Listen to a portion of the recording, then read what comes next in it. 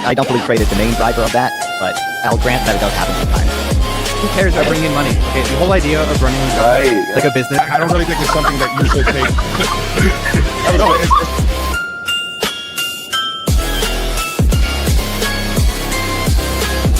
The argument against charging people rent? Yeah.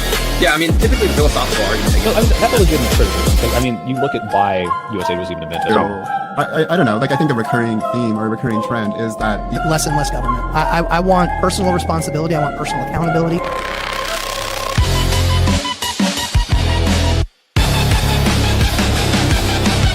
say that I'm like left and liberal. I don't identify as like a communist or this stuff. Probably like why does that be revelatory to know that water boils in? About people who are diplomats or ambassadors from other. Did I say that? Did I say that it was theoretically possible to include like it increase? Natural society is a society where it's survival of. You can. What you're describing, you can't do. It's, first of all, not what I'm talking about. Second of all, we can't.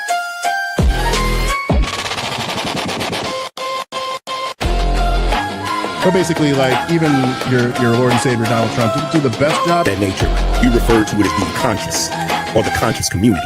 So I think that gay marriage at the constitutional and the Supreme Court level actually. No, but my man sister is in the building.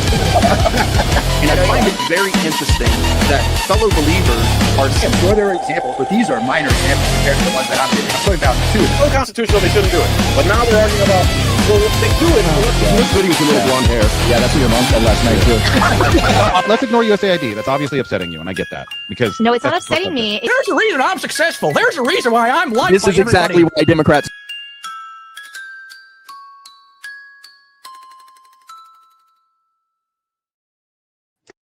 And good evening, ladies and gentlemen. Welcome back. I am Sarah, the Raging Tomato, here bringing to you live something a little different this evening. We're not necessarily going into a throwdown per se, but we are going to have a nice little interview in town hall with Andy Daro, a congressional candidate from Florida. Andy, welcome to the platform. We're going to try to spin you off in a wonderful way. You are actually, your campaign manager is Shaman Omar, who is a regular here on this show. So hopefully we can help kick you off in a good direction. Andy, tell them just who you are, where you're from, what you're about, what's going on. Why are you here? Sarah, thank you. Thank you so much for the introduction.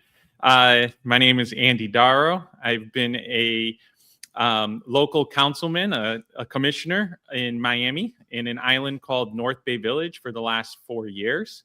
On top of that, I've been a real estate professional. I have a team at Compass. I have about 20 agents that work on my team. I've been in real estate for about 15 years and have served in North Bay Village for the last 4. North Bay Village is, again, an island community in Miami. We've seen a ton of growth over the past 4 years. We've approved over $4 billion worth of development coming to the island, amongst many other things. And now we're running for Congress in the 24th District of Florida as an independent. Perfect. I mean, that's pretty simple and to the point. Now, I noticed your slogan when I went and I checked out your website, and it said faith in America, right? And at first, one side of my brain said faith in America, like with some kind of religious concept. Are we Christian pushing, so on and so forth? And then the other side of my brain fired off and said faith in America, like I have faith in America, right? And then I thought, wow, you could twofold this. Is it a twofold? Is it one side? Is it the other side? Which way are we going with this? Yeah, it's both sides. Absolutely, you understood it. So first and foremost, I love America. I always have. I believe in America. I'm a strong, patriotic American. So we need to have faith in our country, and that that we can turn things around for the better, and that continue to play my role, whatever that may be. And then also, I am a man of faith, Christian background. I think that is it provides a strong, moral compass for the way that I would like to lead. So that is important to who I am, and I'll bring that into the campaign as much as I can as well. Okay, so what is, if I could say, what is the main driver? What is the main thing you really want to focus on with this seat? Well, the main thing. I mean, there's a few main things. First and foremost, running as an independent I want to bring awareness that right now, we are a very divided nation, and I don't think that there needs to be just two options in America. Our Constitution wasn't set up with Republicans and Democrats. Actually, our forefathers, they warned, George Washington specifically warned against this, that, the two-party would divide America. It would allow foreign influence and, lobbyists to kind of control the government. And that's exactly what we're seeing now.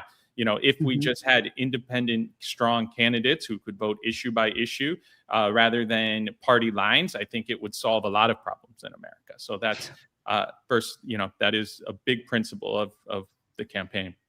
Okay, that's a fair.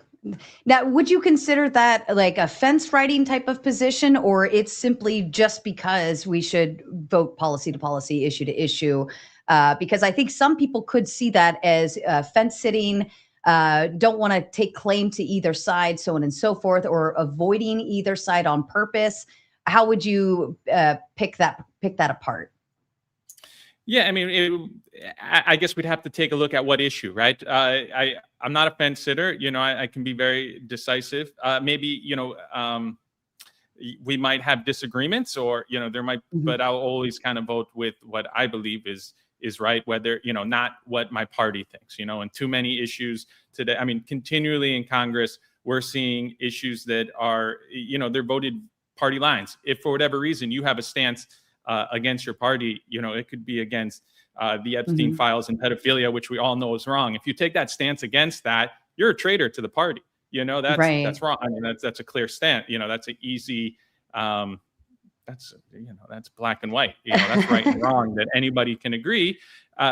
So I mean, really, let's take a look at the issues. It's not meant to be a fence-sitting position. It's just meant to take people over party.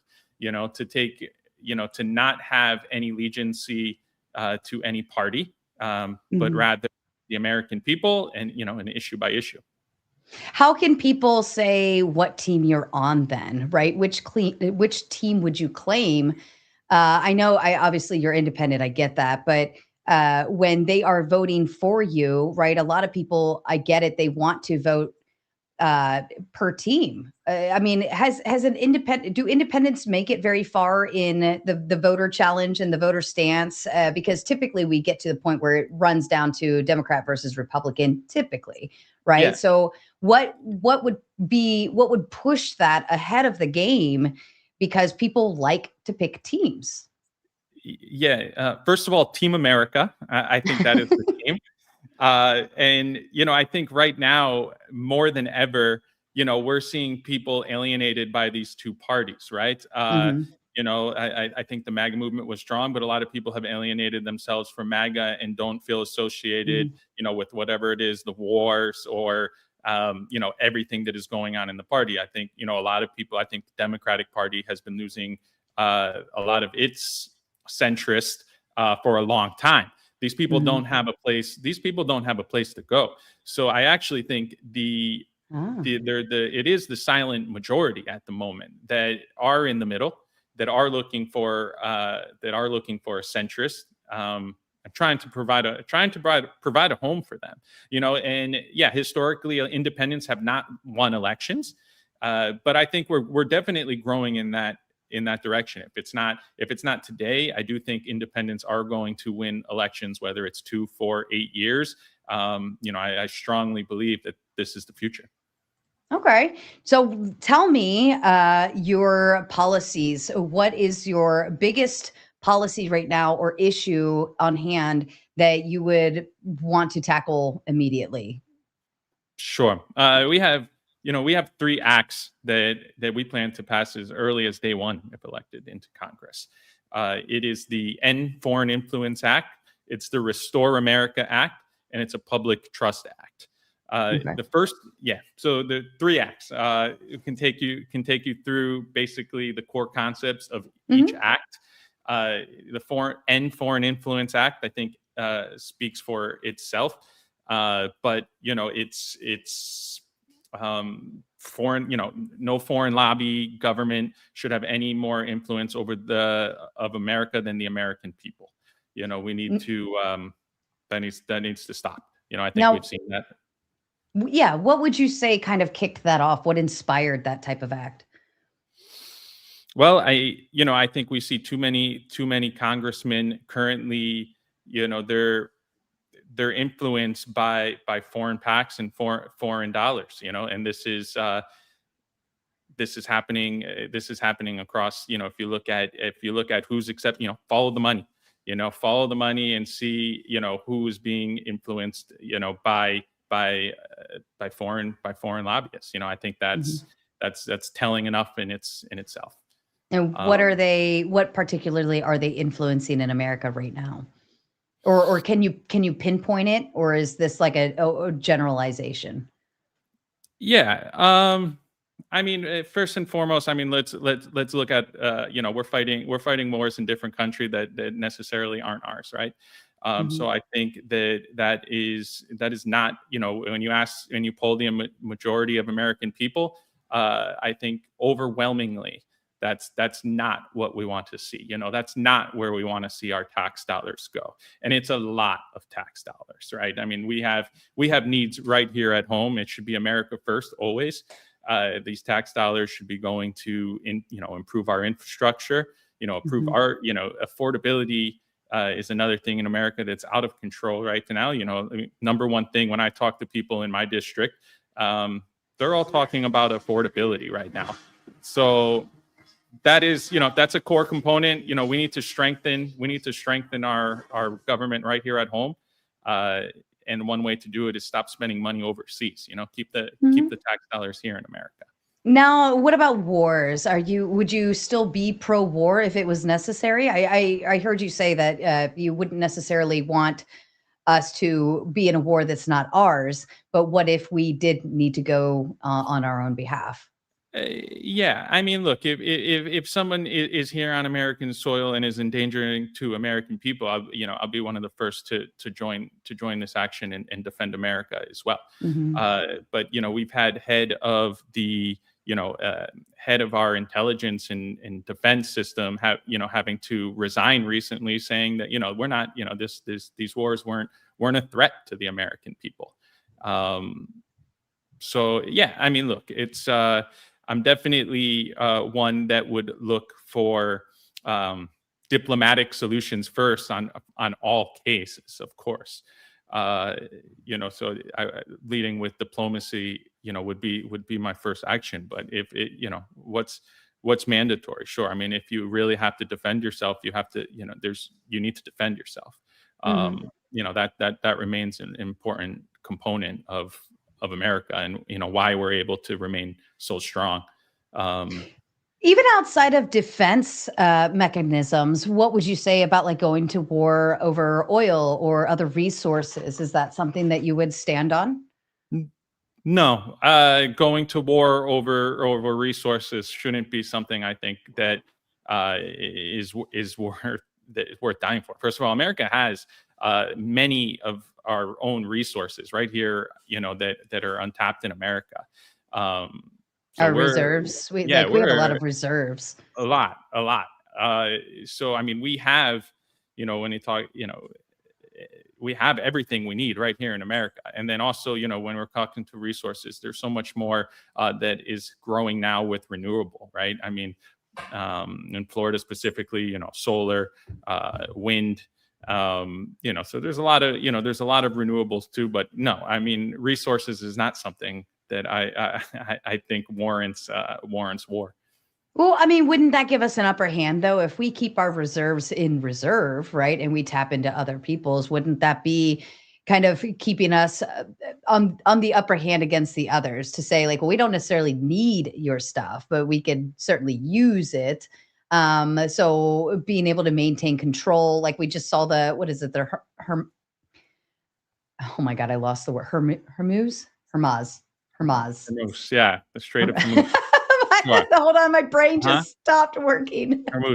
Yeah, that like we're seeing all of this come into play, and obviously there's a lot of resources over there that we can tap into, and even just the strait alone is a resource, right, for travel, for shipping, for movement and transportation of our economy basically can maneuver that way. So stuff along those lines is that still worthy of a cause to you to still maintain access to the global market per se?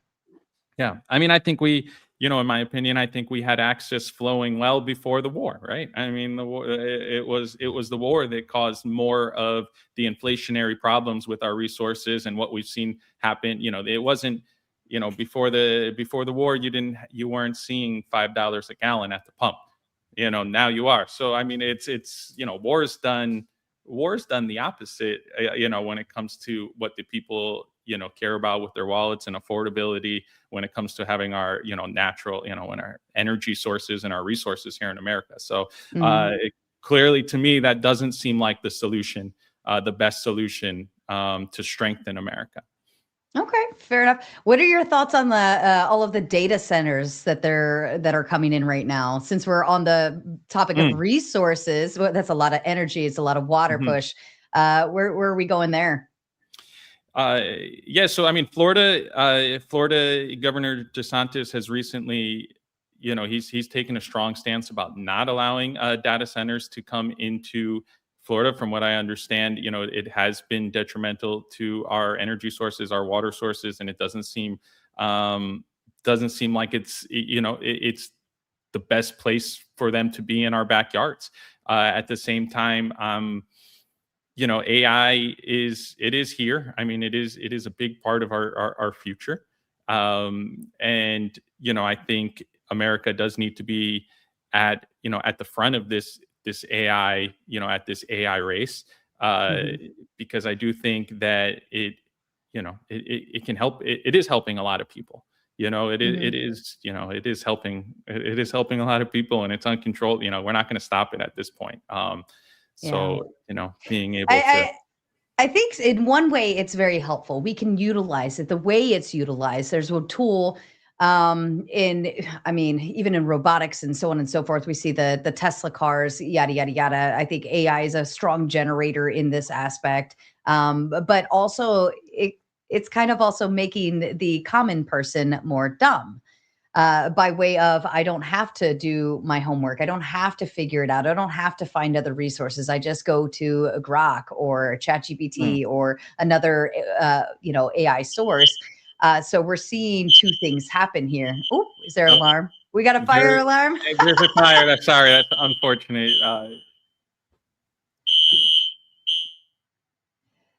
Is it just a drill? It might just be a drill. It might be. I'm in my office. It shouldn't be. Is it? Well, I'll tell you what. I'll tuck you backstage. You guys go figure it out, and then just wave me down when you're ready, and I'll just talk to the chat while you guys sort that out. That way. Okay, cool. Yeah, no worries. Appreciate it. It's okay. It happens. All right, ladies and gentlemen. All right, interrupted by the fire drill. Who set that off? Somebody's down there starting some fun. I'm kidding. They're really not. But no, the fire drills happen. And if we're in an office and we got to figure it out and make sure that they're cleared out and able to maneuver and get out of there or figure out what we have to do. So we're going to give them a few minutes. In the meantime, I'll give you a short rundown about Vegas. There is some more upcoming debates that will happen. Sorry, I've had stuff in my eyes all night. I haven't slept yet. By the way, we've been busy dealing with Nick's at the vet all day. So I haven't slept. I got off the show last night. I laid down for about an hour and I got back up again. So it happens. I'm here. I'm here for you. Also, we will open up the floor for Q&A whenever we get through the interview. We'll open up and we'll do some more Q&A portions. So you'll be able to come on and ask Andy questions or have any thought processes to anything he says this evening. We're not going to do bloodsport tonight. So let me make that clear now. Tonight will be town hall style, respectful discourse. Of course, you're allowed to debate, but we're not going bloodsport, just for the warning. So if you do have questions, start writing them down, start taking your notes. And when we are ready, We will drop that link into the live chat and you will be able to jump on and ask your questions. Vegas, we do have some new dates confirmed. I'm not telling them to you yet. So if you get over to the Sleepy Tomato, we'll do a show either tomorrow or Sunday night, depending on that. And I will actually give a whole entire rundown. We've got a lot of big names coming up, and I'll talk about those when we get there on the Sleepy Tomato. But super excited, and a potential Mater meetup out in Vegas. So pack your bags, Maters. Tap into your savings accounts. All right. You're all going to Vegas, and I know you want to, but we'll talk about those details again on the Sleepy Tomato.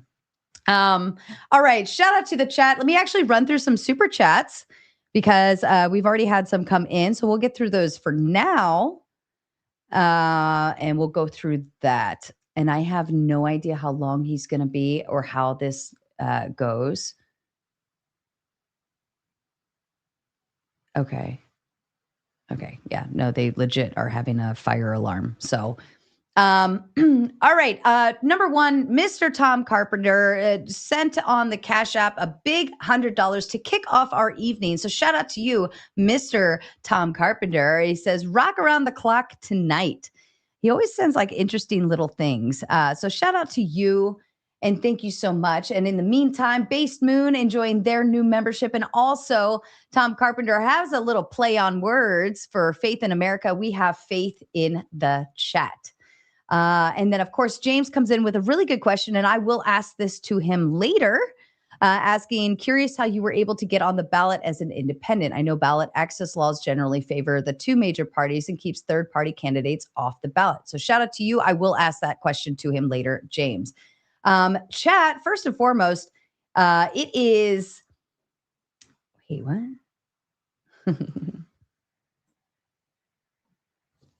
Hold on. It's legit like a building fire alarm. We'll work through it, guys. I promise. You know, when you have a live show, you have to anticipate crazy things like this happening. Let's send some shout outs to everyone in the chat.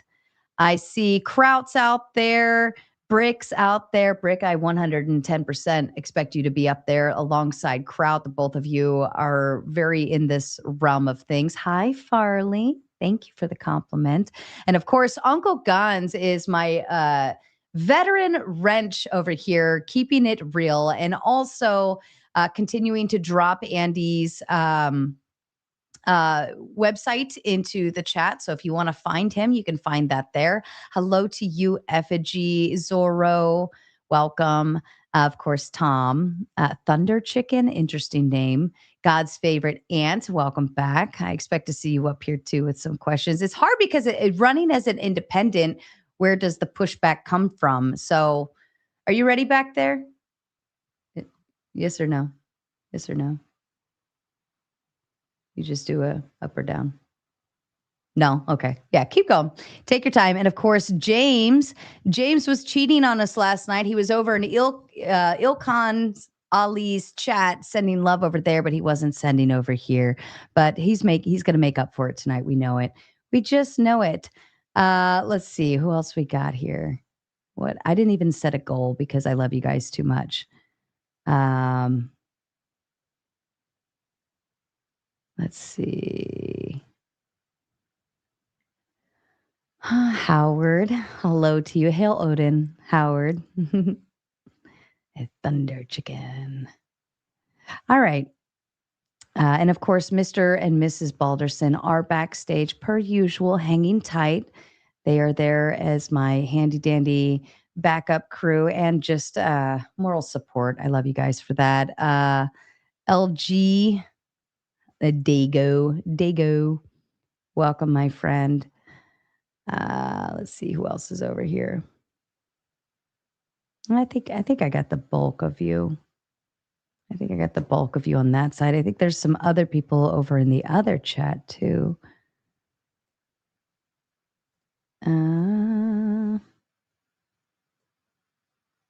Oh, good question. James, pardon me. James has another good question. It says, why did you choose to run for U.S. Congress versus a member of Florida legislator? I like it. Very good question. These are great. See, and I can either incorporate these within my, see, you're asking all the good questions on the front end. And then I don't have the credit of asking great questions because you're already asking them in the chat. Shout out to you, maters. It is Friday night. I hope you're all doing well. Tell me in the chat why you were home on a Friday night watching a show. Because it's Friday night, it's summertime. You should all be out on the boats. You should be all out sitting on your decks, or maybe you're sitting on the deck watching this show from your phone. Either way, throw tomatoes in the chat for all of those who want to hang out with us on a good Friday night. And a little Nyx update, because I had posted over on the Sleepy Tomato. She has a giant hole in her leg, right? Nyx is a dog, for those of you who don't know. Hi, sirs. But she has a giant hole in her leg, and it's been an issue for about a month. And that I've been to like 4 different doctors, and they're all ping-ponging me back and forth. Like, it's this, no, it's this, no, we can't do this, no, we should do this. And everybody's kind of going the opposite directions. And finally today, I think we got to the source of the problem. It was significantly cheaper than I thought it was going to be, because at first the way they were making it sound was that we would have to redo her knee surgery all over again. That was the big issue, is it stemming from her knee surgery? And it's not. So we're happy. Nyx is home, healthy. She's all sutured up. She's all, the hole is all cleaned out and good looking and fresh, and she'll be healing over the next couple weeks. And she should be back on track and up and running. So lots of love to Nyx. She's very grateful for all of you who enjoyed her little donut.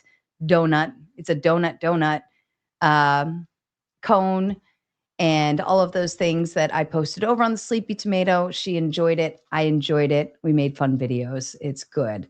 All right. Now here I am. Now you've been watching The Last Ship. What is The Last Ship? The last ship left? You just got off work? Well, we only just begun. You have time to back up and then watch on 2X until you catch up. And I think they're still dealing with the fire alarm backstage. So we're just going to buy some time until they come back. And I have a feeling for editing purposes, it'll be better if I chop this video up and cut my whole self out of this mix. And then you have a nice clean video footage. But it happens, guys. Unfortunately, live streamers, even if you're live on stage, stuff like this happens, and you just have to work with it.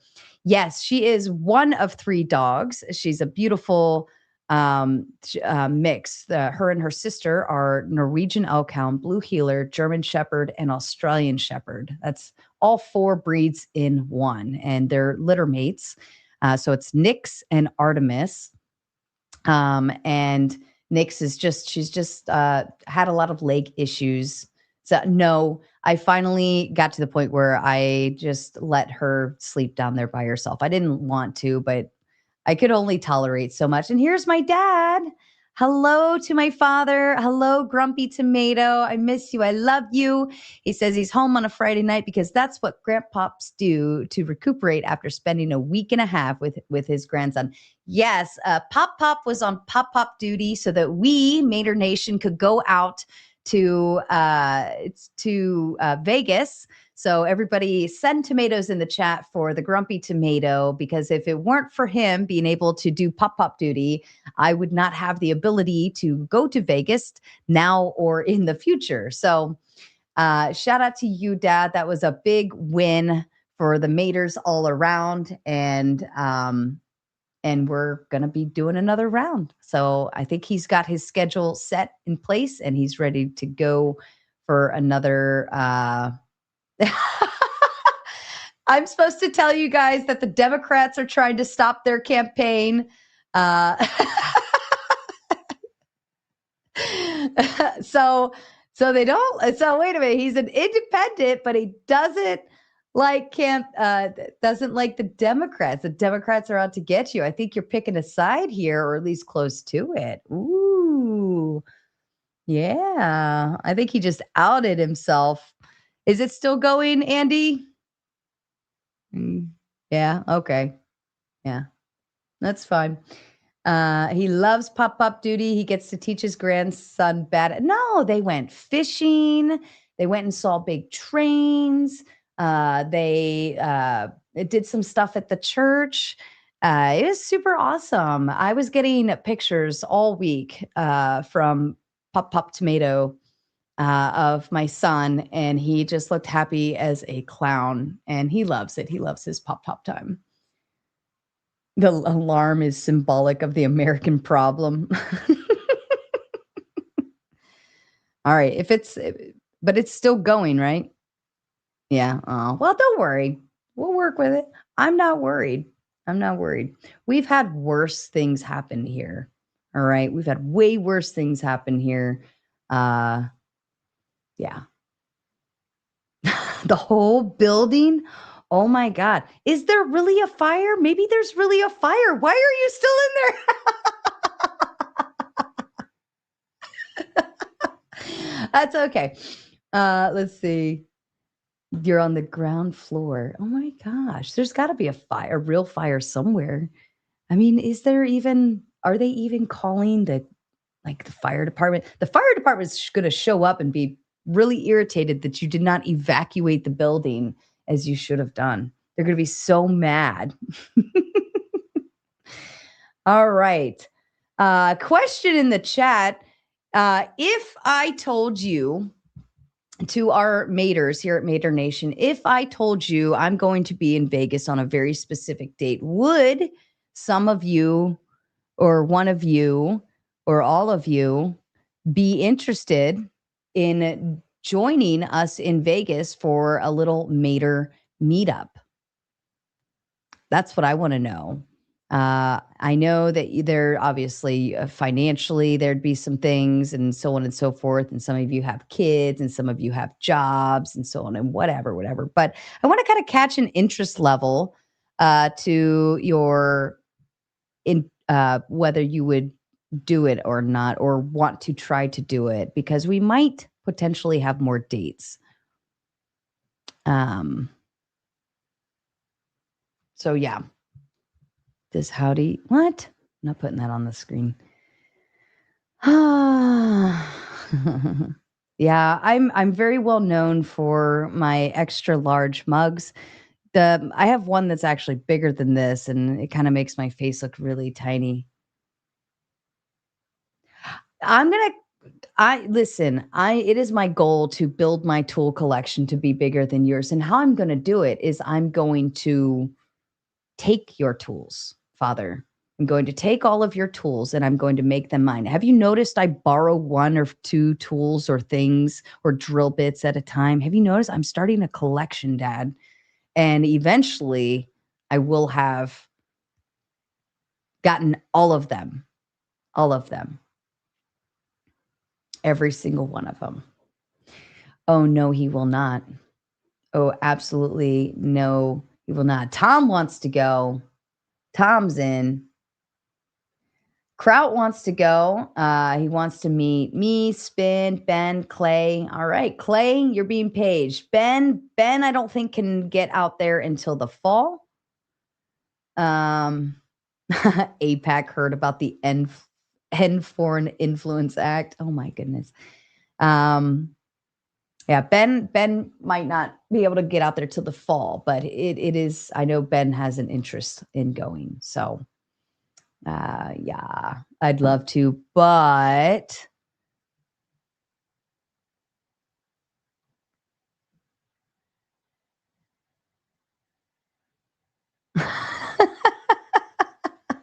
I don't think that's gonna work, Shaman. We could try it. Here, I'm gonna pop your thing on stage and come unmute it, and let's see if we can still hear it. Can I? No. Yeah. How's this sound? Oh, Sorry God, about that. no, terrible. Terrible. Terrible. Sorry. Oh, it's terrible. Jack said, I saw Rattlesnake cover your appearance on Brian Shapiro, and I didn't know you was based like that. Oh, thank you. I was a little, I don't know. I had to go watch it again because when you get it, this is Okay, let me explain this. Let me actually explain this one. I don't like to put my political opinions out there. Why? Because I believe that they should be reserved for me and my family. If I want to talk politics and I want pushback, I'll call my dad and I'll call my brothers. All right? That's who I will have actual discourse when I really want to say, do I want to change your mind, or do I need you to change mine, or am I asking for mine to be changed, or whatever. But I don't feel the need to go on somebody's show and say, yes, I'm defending this position. Come at me, bro. Right? That is not like, I don't care, because I don't care about anybody's opinions. I'm not going to persuade you, and I don't care to persuade you. You're not going to persuade me. You have, in my mind, you have no credibility. I don't know who you are. I don't, like, everything you say means nothing to me, right? And I don't care to share mine. I'm not going to convince you of anything because I don't care, right? And I felt like I explained this to Shapiro. Maybe I didn't explain it well enough, but I said, like, I don't talk politics, like, because I don't care. Not that I don't care about politics, but I don't care to share my opinion with you or you or you or you or you or you or you, because I don't know you, right? Why would I give any credibility to somebody on the internet just because? Why? Because they talk on the internet? That's not credible to me. I don't know you. Now, my dad, I'll call my dad. I trust my dad. That's why I follow my dad. He's a great guy. I trust what he says. And we've had some discourse. We've had some little, not disagreements, but we've worked around like the idea of, well, why would we do this, or why let's talk about the different variations. We talk religion too. You know what? I love talking religion with my dad. You know, my favorite thing is when my kids actually come to me and say, like, they'll have a question about God or something, right? And they'll say, well, why did God XYZ? Or why did Noah blah, blah, blah? Or why did this and this and this? And I say, you know who can really answer that question? There's a great person who can absolutely tell you everything you need to know, and it's very well educated. I trust the source, right? Is Pop. And Pop is incredibly good at answering those questions for my babies. And I trust him, right? I know he's going to lead them the same way that he led me. So again, talking politics online, I don't care. I just don't care. Yeah, okay, I voted one way. That doesn't mean I'm going to come out and defend everything of who I voted for. I'm not, because I don't care to defend it to random people on the internet. What am I defending? Are you going to hurt me if I don't answer you? Are you going to, I don't know, kick me if I can't defend my position, or I have the wrong answer? I don't know. Like, what are you going to do? You know? So it's just not my thing. I love hosting debates. There's a stark difference between hosting a debate and pushing my opinions out there, right? My political opinions, or with the intent to persuade. I will give you guys all the room. And this is why I am perfect for my position as a moderator, because I'm not going to try to persuade you. I don't care to persuade you. It's not my role, right? And that's why I love where I stand. Right? Yeah. Like, I knew it was, and that's something I told Brian, like, politics are a joke. Like, if you actually believe that one vote made a difference, you're a buffoon. Like, politics are just all showmanship. It's just one big, like, pull back the curtains and watch, and you'll see how much your vote and everyone arguing online, it's just a popular, that's all it is. Spin the narrative, make the claim, push it out, right? Exposure. That's why social media is so strong for politics. And that's why when somebody covers something, it's so strong for the politics. It doesn't matter whether it's going to work or not. It's just how the narrative is spun. You all know this. If you've watched YouTube enough, and I'm sitting here saying all this, and I've got a congressional candidate coming up. I'm so sorry in advance, but these are just my feelings, right? But if you like look at YouTube and how exposure is key to going viral or being gaining popularity or being somebody that everybody wants to talk to or whatever, it's all the same exact thing. It's no different. It's no different, guys. So that's why when he's like, defend this, and I'm like, I'm not defending. Trump's not my daddy. Trump's not my husband. He's not my grandpa. Like, he's nobody to me. He's just some dude that supposedly runs the country. Like, I wasn't there when he made these decisions. I wasn't there when he said these things. I'm not defending anything. I refuse to defend anything another person has done unless, are you my father? Are you my brother? Are you my children? Are you within my circle? Then I'll defend it to the death. I don't care if you're wrong or not because you're my family, right? But some dude who I've never met before, absolutely not. I'm not defending if he called people one thing or if they laughed because Joe Rogan said, and I don't know, whatever. Joe Rogan laughed at some UFC fighter calling Michelle Obama a man. Oh my, why are we upset about this? This is high school. It's just high school with suits on. That's all it is. That's all it is. Oh my God, they called Michelle Obama a man. Show me on the doll where you got hurt, my friend. To get to the other side. Yes, I have a tomato circle. And it's very small. I keep it very small. Okay. I wish you had been my first grade teacher. What? Yes. No, this does not reflect Andy at all. My opinions are my own. I'm very excited that he's here. And I think that's what makes me a unique person to interview because I'm not going to try to persuade him or push him. I'm going to ask questions, maybe give a little pushback just to cue up some direction. But like, hey, if he wants to go out there and stand on that soapbox and be the face of these policies and the issues and so on and so forth, more power to. I think that's amazing. I think that's amazing. If you have the strength to do that and you want to do that and you want to get people locked in on your views, I just don't believe that the views or politics more so, I don't think they're that vital. I think it's one big circle jerk of high schoolers wearing suits. That's my stance. So yeah, going on Brian Shapiro. Sorry, that was really long-winded, but going on Brian Shapiro, right? He knew I was going to Vegas. He found out I was going to Vegas to do the recording to moderate the debate with Digital Social Hour. He found out I was going to be out there. Oh, are we up? Oh, yay! Yay! Yay! All Sorry right. about that. Wow. That is okay.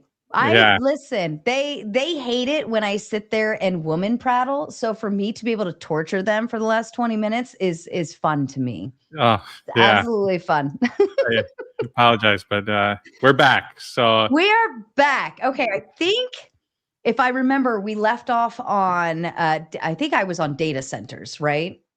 I think we were moving in that direction. And you were talking about Florida. Florida's not very pro data center. You've kind of pushed that away. And I think we were talking about AI. And I think that's where I left off. I said AI makes people really, really dumb, or it does really, really amazing things. that is where we left off. Yeah. Yes. Yeah. All right. Yeah, I mean, so where do you stand on AI and is it worth it? Is it worth putting the data centers anywhere at all? Look, I think AI is making us all superhumans right now. I mean, we have more information ready at our pockets than, the president did just probably a decade ago. Like it's, we're, so no, I think if anything, AI is leveling the playing field for people, right? I mean, you don't have to have the resources or knowledge to have, the best means to for solutions now. I think so no, I think AI I'm an advocate for it. But I mean there's no stopping it now.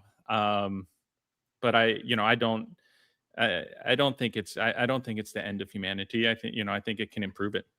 Yeah, I mean, it's a helpful tool, right? Not all tools, when used properly, a tool is great, right? So, for instance, I can utilize a knife in a good way, and it cuts things. It's resourceful. I can hunt with it. I could do this with it. I could to cut paper, for Pete's sake, right? But I could also harm somebody too. So all tools have that pro and con variation based on the user and how they use it. So I think we got to kick it back to the American people, and also the the companies that are utilizing AI and pushing it outward, or utilizing it for applications, or doctors using it for things, so on and so forth. I think they have to have that duty of care to ensure they're using it properly and not, harming people per se. I hope my doctor's not on surgery and AI. Is in the middle of grok. Hold on, let's grok. What do I do next? Hold on, bring the instructions back up again. Okay, so that kind of covers your first issue, foreign influence and how it's being brought in, so on and so forth. What was your second act that you had going on? Let's go ahead and maneuver over. The second act is the Public Trust Act. This is going to be trust through transparency. It's going to be about public office and public accountability. No more backroom deals. And what we also want to see here is the end of congressional term limits. So, I'm running for a seat of a power that I want to limit. And I think a lot of people would like to see that done as well. I think Washington has become somewhat of a country club for politicians. We've had many people in power for 50 years, and when that happens, they're just serving the interests that keep them in power and not the people. So, we need new leaders. We need new ideas. People need to serve and then go back, to their lives. That's, I don't think politics is meant to be a career. It's supposed to be a public service. So, we need new people. We need new people in. We need to cycle it. And, I think that's, I think this is one way that we're gonna help save America. This is how do you get the people who benefit from not having term limits to agree to having term limits? Well, again, we're going to do through transparency. So, if elected to office on day one, this is our bill. We're going to look to pass it. And if it doesn't pass, hey, these are your Congress, this is why it's not happening. So, we're going to, you'd be able to call out and point to exactly why this isn't happening. And hopefully, the American people speak loud enough there if this is important, as I think it is. So that's how we're going to bring transparency. The people have the right to know.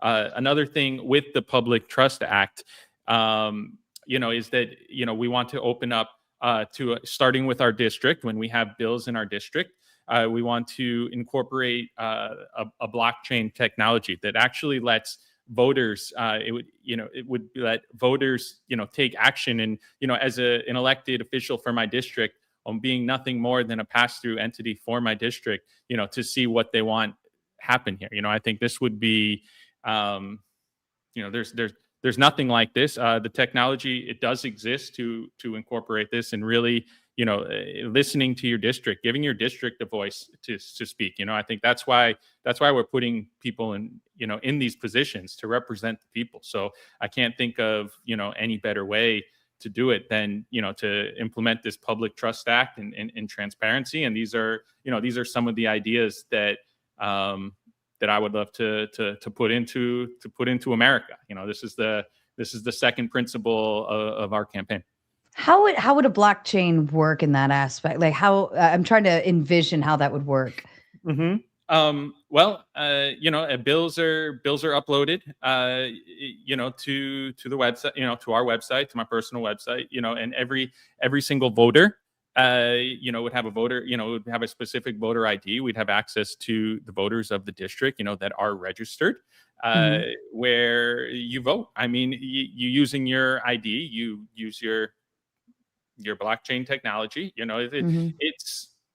it's an evolution of voter, of voter registration and technology of what we have. Everybody is registered as one voter, gets one vote.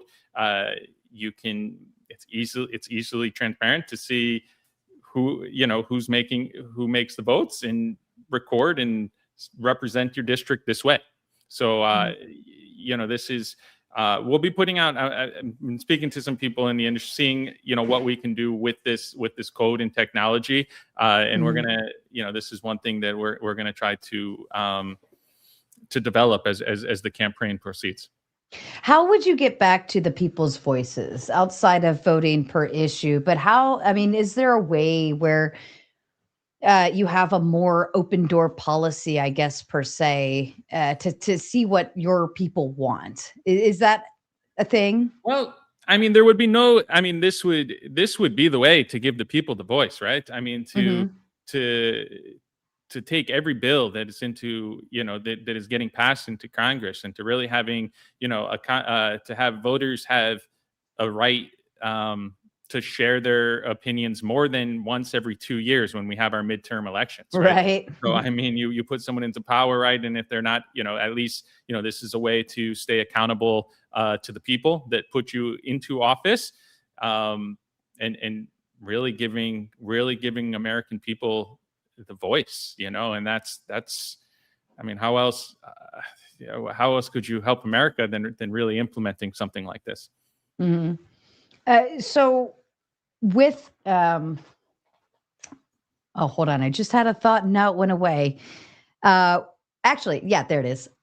For your bills that you want to put forward and things that you want to see happen, what are your thoughts on more basic writing? We've seen stuff come through where it's thousands and thousands of pages, and it's like, how is anybody going to possibly actually read this, right? Is there a sense of maybe limiting it to basic understanding, basic transparency in that aspect, but even to where you could read it all in one day? And that's a great idea. You're seeing many of these bills are 100 pages. Everybody says not all the congressmen aren't reading all this. This is where they pass all the fat in these bills, right? Mm-hmm. Sure. I would love why can't we have shortened bills to a limited amount of pages that our congressmen are actually reading? Great idea.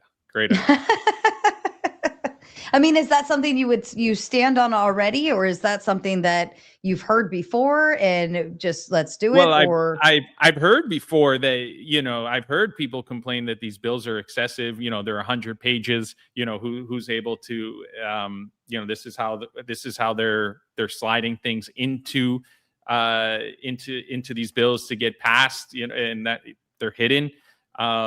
Sure. So I've heard that being a problem before. I haven't, heard of any, limiting the length of a bill. But certainly an innovative idea, and there might be something to it. Shorten the bills. Yeah. It's if it needs more length, well, then you're going to need to pass more bills, right? But each one of these things that goes through, if it was a limited amount of pages that everybody who's passing it fully can digest and understand everything that they're passing, I think that's a great idea. I think a reason why the average American does not want to sit and read what is proposed in politics and so on and so forth is because of stupid reasons like that. It's meant to be overwhelming, right? It's meant to steer you away. No, you don't have to read all this. We got it. Just let your leaders do their job, right? And I think there would be a lot of more people wanting to participate, wanting to read, wanting to digest it and understand what is my congressman passing, what is my representative passing, what is my senator passing, what is my president okay with. I want to be able to get a hard copy or a digital copy of some sort and be able to sit and read it in one setting, like you would the Sunday newspaper. Yeah, that's great. Now we're using also, we were speaking AI. AI does have the ability to summarize a lot of these bills for people too, right? So, back to the idea of our Public Trust Act, voters, where they're getting the the summarized version of the bill, the importance of the bill. Voters vote through the blockchain, and I vote according to the voters. That's the point of the act. I would absolutely, positively never want to use AI to summarize a bill. I would want to hardcore read it myself.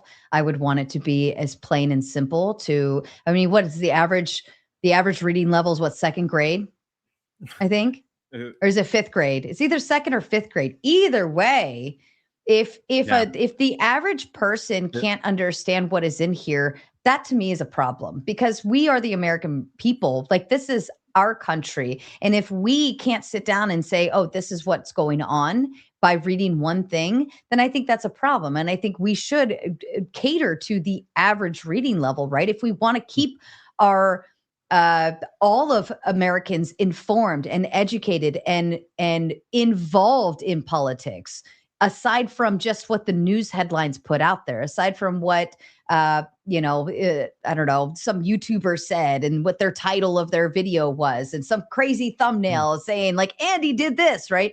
I would want them to actually, and this is why they cater to the drama, or some UFC fighter said this about someone, right? Because they're banking on the idea that the Americans cannot read all of these bills, will not read all of these bills, and don't have the education level to understand them. So what if we simplified it to where the average American would be okay with sitting down, reading it, and it's digestible and able to understand?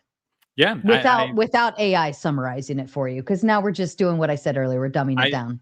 I think you're right. I think they put this many bills. There's this many pages to the bills on purpose. They put the lot. This is how they get in what the lobbyists want. Shorten the bills, right? It's a great idea, Sarah. Maybe we'll make this part. It's the only kind I have. We'll make this part. We'll make this part of the Public Trust Act. Compliments of the tomato. We'll call it the Tomato Act. I will certainly reference you. Yeah, that'd be awesome. All right. That covers public transparency. I think that's a really strong, especially with the way we see politics running nowadays. Like, there is no absolute trust, right? We see the exposure, the news media, this, that, another. I feel like every year the trust just goes down and down and down and down, right? And then when somebody runs for a campaign, whether it's presidency or other stuff, we build up that trust, like, yes, you support me, stay strong, yada, yada, yada. And people come in very strong armed on it. But then as soon as they start to make moves or fail to make moves, the public trust level just sinks. And then we're right back to the bottom again. So yeah, I think that's a great thing to run on. Yeah, thank you. And I'll share that the third is the Restore America Act, which is the American dream rebuilt. I mean, it's when people are talking about affordability being a crisis, but everybody talks about affordability. I think you hear all the Congress, everybody complains about affordability, but really very few people put forth ideas of how to improve affordability. And I have ideas that are going to help, in where people need it most. In my district specifically, I hear over and over again, housing. We're going to make this dream of home ownership affordable again. I had a plan, which I had shared the beginnings of it recently on some social media, but that really, to incentivizing our private sector and our developers to build affordable housing. Right now, we're not doing so because, it's not profitable necessarily for them to do so. So if the federal government had low interest loans to developers for qualified projects, if we had a matching fee, for local municipalities, for impact fees of local municipalities to build these projects, it would encourage more of the private sector to build these houses and to make more affordable homes, which is what I'm keep hearing over and over again in my district is so desperately needed. Another thing here in South Florida, which is literally a crisis, is property insurance. Right now, it's, year after year, premiums have skyrocketed here in South Florida, so that it actually you own a home, it's hard to stay in a home. So I had an idea to help out the property insurance is to do something if you're familiar with like what the federal government has done with the mortgage industry, right? So we have conventional loans that are federally backed, if they meet conventional standards. And by conventional standards for mortgages, typically people have good credit, et cetera. If it meets certain standards, we can do the same thing in property insurance. If homes have certain standards, whether new roof, impact windows, you're qualifying now for a, conventional insurance in property, and have this insurance federally backed, this conventional federally backed, and that, still, private sector will still write the insurance policies, but now that they're federal backed, it's going to lower rates, and that's going to put thousands of dollars back into our homeowners' pockets. So these are two of the ideas, that I had to make a real dent in affordability here, specifically in the housing industry in South Florida, and and on a national level too. Yeah, what do you think kind of kicked off that whole range of the housing market? What would you, if you could point a finger and say this is why? What would you say? This is why it's become so expensive. Is that the question? Why it's this is why the housing market has just gone to a point of unaffordable unless you are in a certain financial position, like top percent. Supply, it's a lack of supply of quality, affordable housing now. We're not building new. Everything that is new generally in this district, is generated to the luxury sector. So we're building a lot of waterfront towers, but that's because that's where the developers are incentivized, and that's where they're seeing the return. So we need to make it more attractive for our private sector and our developers to build this affordable housing that our district needs. Okay, so then, I mean, because we sit in inflation, right? We sit with we have job security issues, a lot of unemployment, so on and so forth going on. I mean, at some point, these are all coming into alignment, right? To where on a national scale, right? I know you're looking more at locally in Florida and what's going on there, but even on a national scale, we see this. I mean, it's nationwide. It's an issue. So, I mean, and it's supply, because I thought we had a big like housing boom where houses were just, I don't know about you, but I see developers all over the place. No, I think if there was adequate supply, it would keep prices level. Obviously there's not enough supply, that supply and demand, basic economics. If, demand can't, if there's enough supply, it's going to keep the pricing down. But right now our demand for housing exceeds the supply of it. So that's in a bubble why we're seeing, in a nutshell, why we're seeing prices continue to soar and become, unaffordable, for many Americans to achieve the quote unquote American dream and home ownership.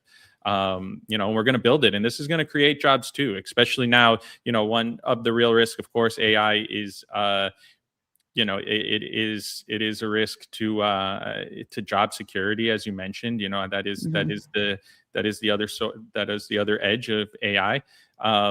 But these jobs, these construction jobs, I mean, we're going to build it. I mean, it's one thing that, I really encourage development here in North Bay Village, and, we've brought in developer, and we're building, and we're creating jobs.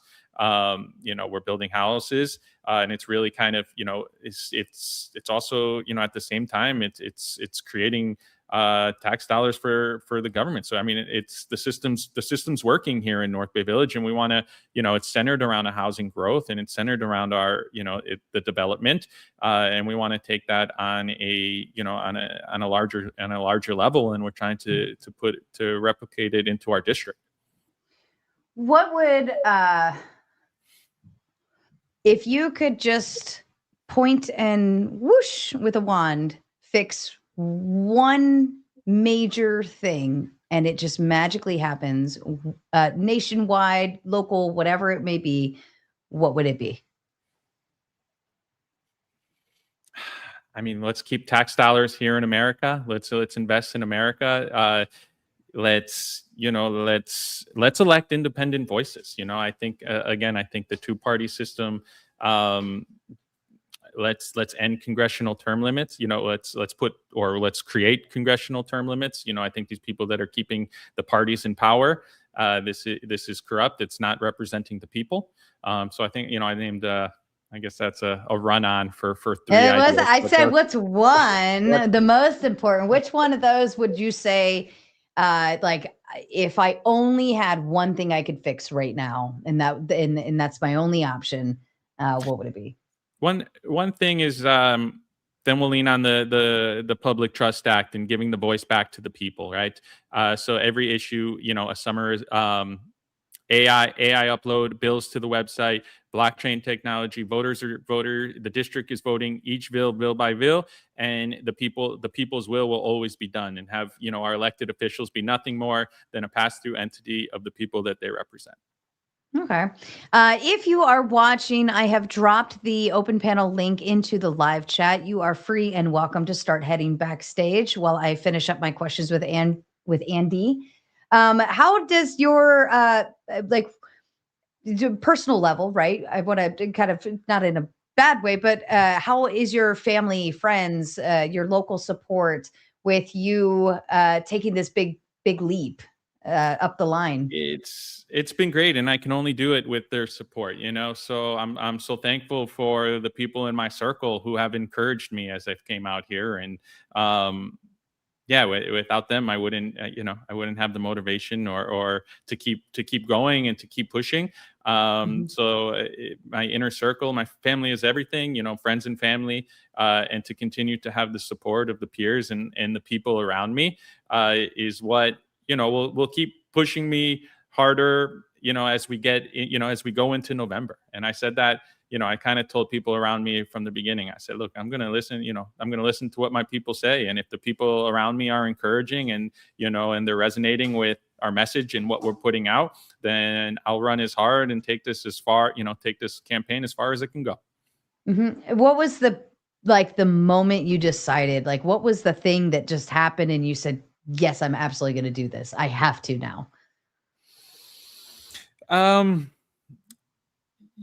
For me, running as an independent, it's really just, it's been building up over the last 2-4 years, as I've just seen a constant divide in America. I think we have citizens that are viewing each other as enemies and not as fellow Americans, and I just, and I want to help bring, I want to help bring people together. I want to, with a positive, with unity, with love, and that's been my motivating force and my calling. That said, I want to give this a go, and I want that to be my message.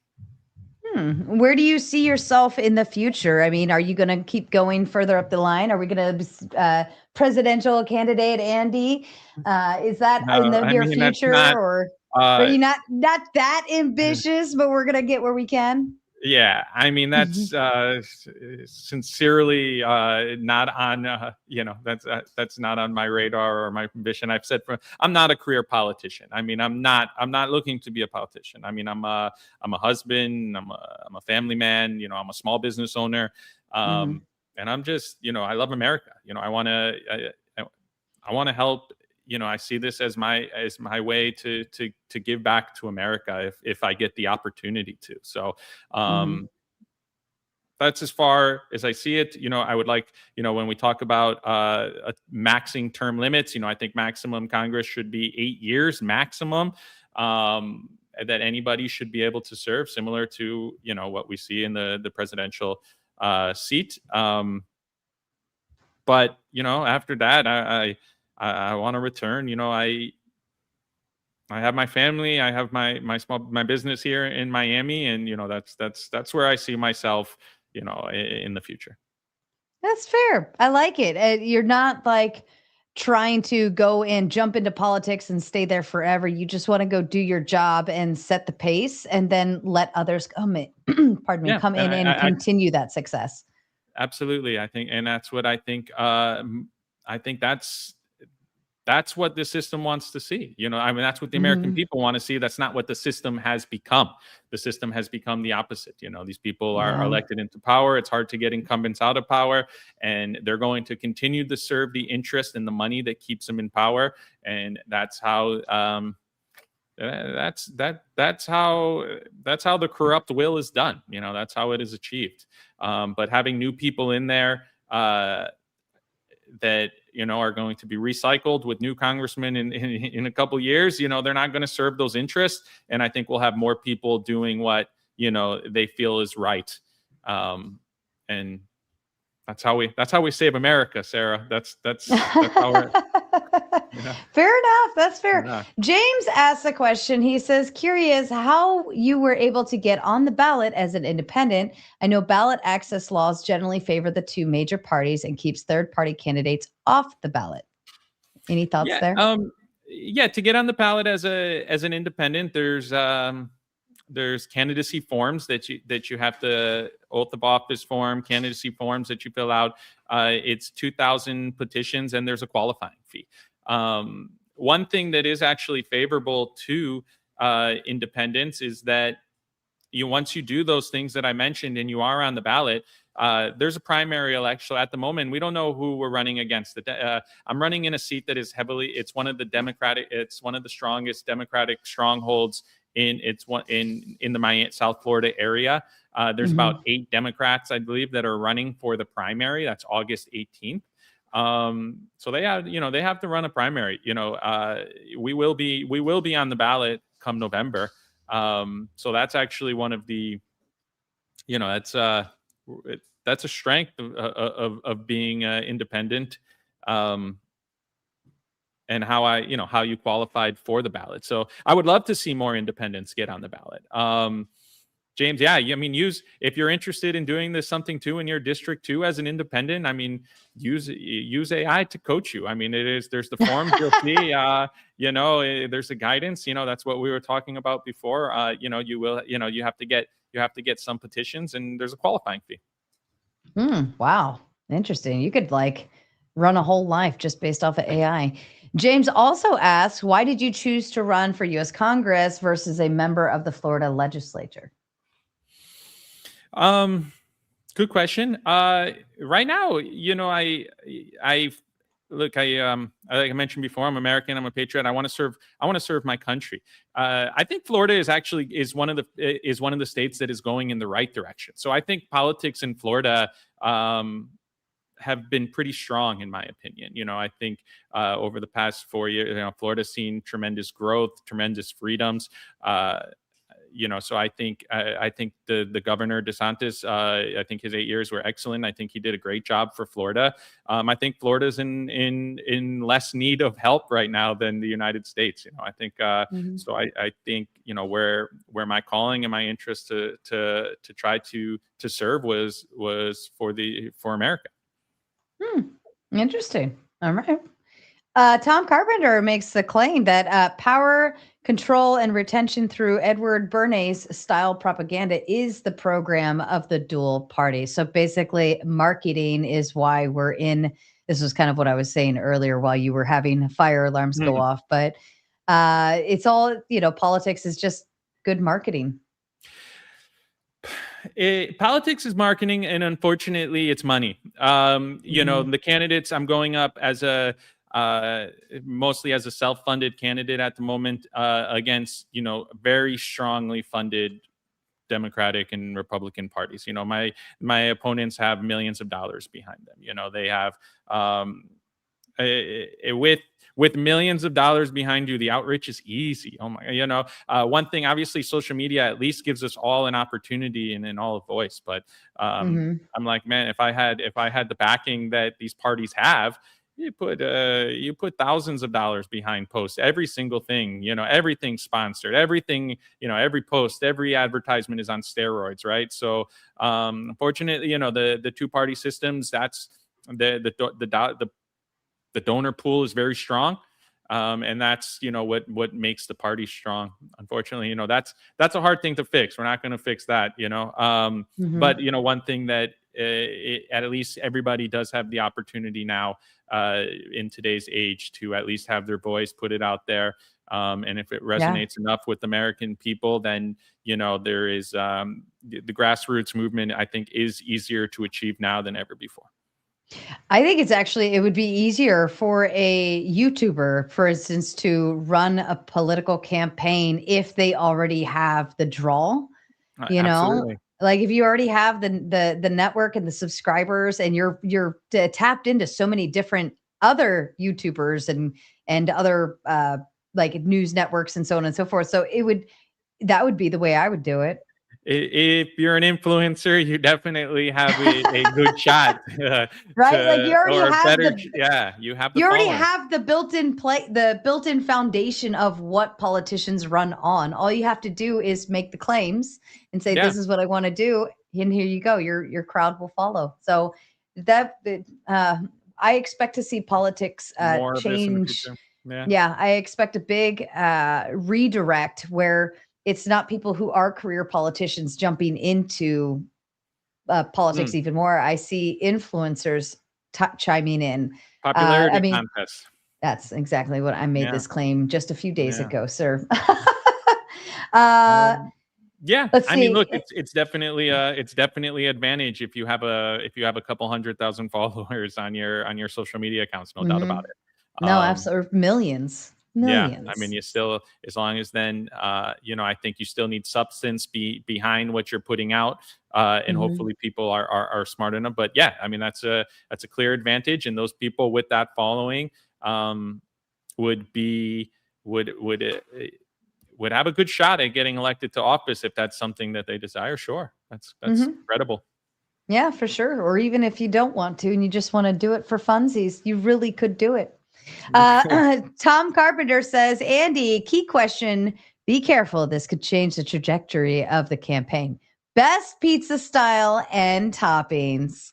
Ooh, man, I'm a supreme guy. I love pizza too. So pizza is probably my favorite food. If you had to have one food, man, I love pizza.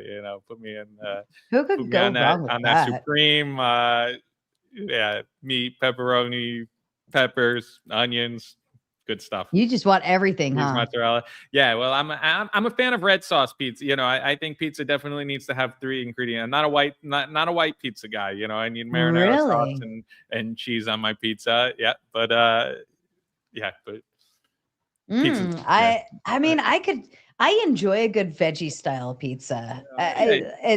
But I also enjoy pepperoni, and I also enjoy the ham, the tomatoes, the olives, like everything. No discrimination against our pizza. Yeah, we love all people. We love all pizza. Except those Hawaiian. The pineapple. Just not my favorite. Pineapple weirdos. No, those are weirdos. Oh, I might lose both, but I once in a while I can go for a Hawaiian pizza. You're fired. Ladies and gentlemen, I am shutting this show down right now. It's usually if I've already had pizza during the week, and this is a second pizza of the week, then Hawaiian's an option. Kind of like more of the dessert style pizza then, huh? Yeah, I'll take it. I know, unpopular. Fair enough. And then one more question came in.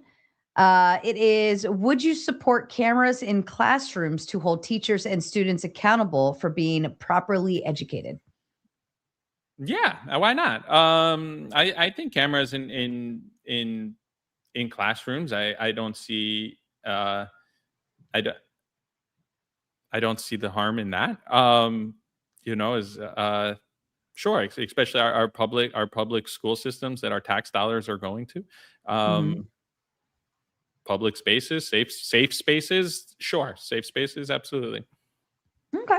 All right, fair enough. Well, I've got 4 fine friends sitting backstage. I think Omar was supposed to jump back there again, but they are going to come on and hang out with us. Let's see. Oh, and Calvin jumped back there too. All right, Ben, you got a kitty cat hanging out in front of the camera. Clay, Kraut, Ant, of course, Shaman and Calvin. Welcome, my friends.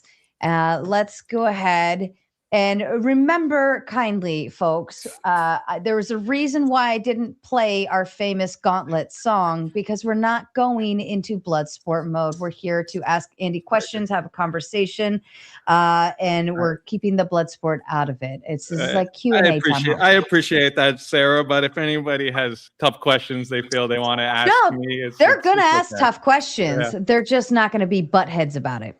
I want to ask a question real quick. That's kind of off topic, but I want to make sure I'm not tripping. This is going to seem morbid, but have any of you guys seen that old movie, It, like the Stephen King movie, It? Mm-hmm. Yes. Clay is saying yes. Clay, tell me, Andy. Now, unfortunately, the blonde kid, he unalived himself. I think like 2001, but I don't think that's true. I'm pretty sure Andy is that dude. Clay, you know what I'm talking about? I haven't seen it. So he played it. He also played in the Never Ending Story 2, and he played in another movie with Chuck Norris. Clay, you know who I'm talking about now, right? Tell me Andy don't look like that cat. A little bit. That's all I got for now, bro. All right, fair enough. All right, Kraut wants to pass on his question. Clay, I know you're probably ready and locked and loaded for a question or comment to Andy. Go ahead. Yeah, I even put it on a nice shirt for this. Thank you, Andy. Yeah. Thank you, Andy, for coming up. We're really appreciative here. We haven't done anything like this. Sarah just got back from Vegas doing her debate stuff, so this is really awesome. Weird. I didn't know that. Hold on, Joe. Hold on. But yes, we did. So yeah, it's really great to have someone doing this on the internet. Now, I've been to a town hall before, and I was actually able to speak to my congresswoman, which was really nice. I asked her some of the tough questions, and I don't know how much time I've got, but if it starts to get heavy, maybe we can come back around to me. Sure, whatever, depending on how much time you and Sarah and everybody has. I know you talked a lot about your goals, the 3 particular goals. You mentioned foreign influence, public trust, and restore America. But I'd like to get right into public trust, particularly. I knew you were going to go for that one. You mentioned some backroom deal type stuff. That's going on. Term limits is something you'd like to see. I'd love to see it. I know a lot of people. We've had this conversation. Me and Ben on his channel. Other people here on the Tomato Show have had this conversation. Service to me seems to be something that a lot of people don't understand what it is. It's service, meaning that eventually you get tired because you're serving the people. But it seems that in that particular employment, it's not really supposed to be employment. It's compensated. Mm-hmm. It's not a paycheck, right? These things come into play, and it just doesn't seem that these people serving get very tired. No. It's a problem. It's a problem. So I hope that you do well in your campaign. I hope that you I think an independent individual is someone who's best for any position, someone who's not going to vote party line, someone who's going to put the stop in the gaps. But I am a police accountability specialist. Okay. I do government accountability. I do First Amendment activity. A lot of people recognize me as a First Amendment auditor. I'm sure you're familiar with what First Amendment auditing is. We go into the buildings. We make sure that people understand what press is. We understand what our First Amendment rights are. So first and foremost question I got to ask you, do you know the 5 elements to the First Amendment?